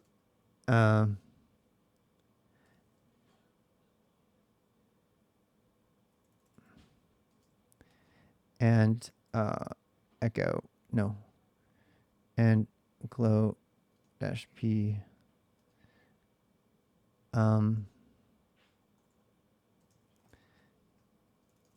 There. I mean, yeah. Wait. If we're doing shell here, so God damn it. How do you check for the length of arguments? Or did I just do this?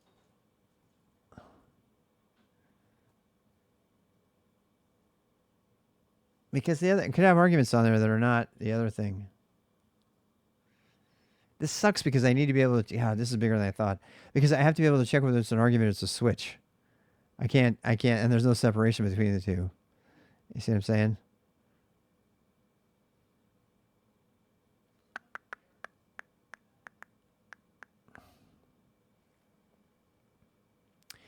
All right, so I'm going to make this really simple for now. So if there's a README file and, so wait,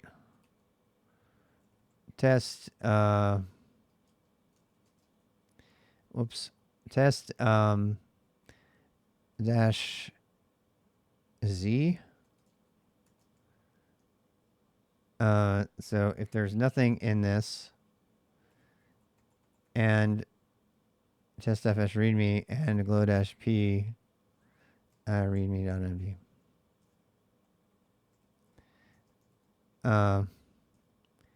And exec. There we go. Otherwise, exec glow dash p. There. I should do it.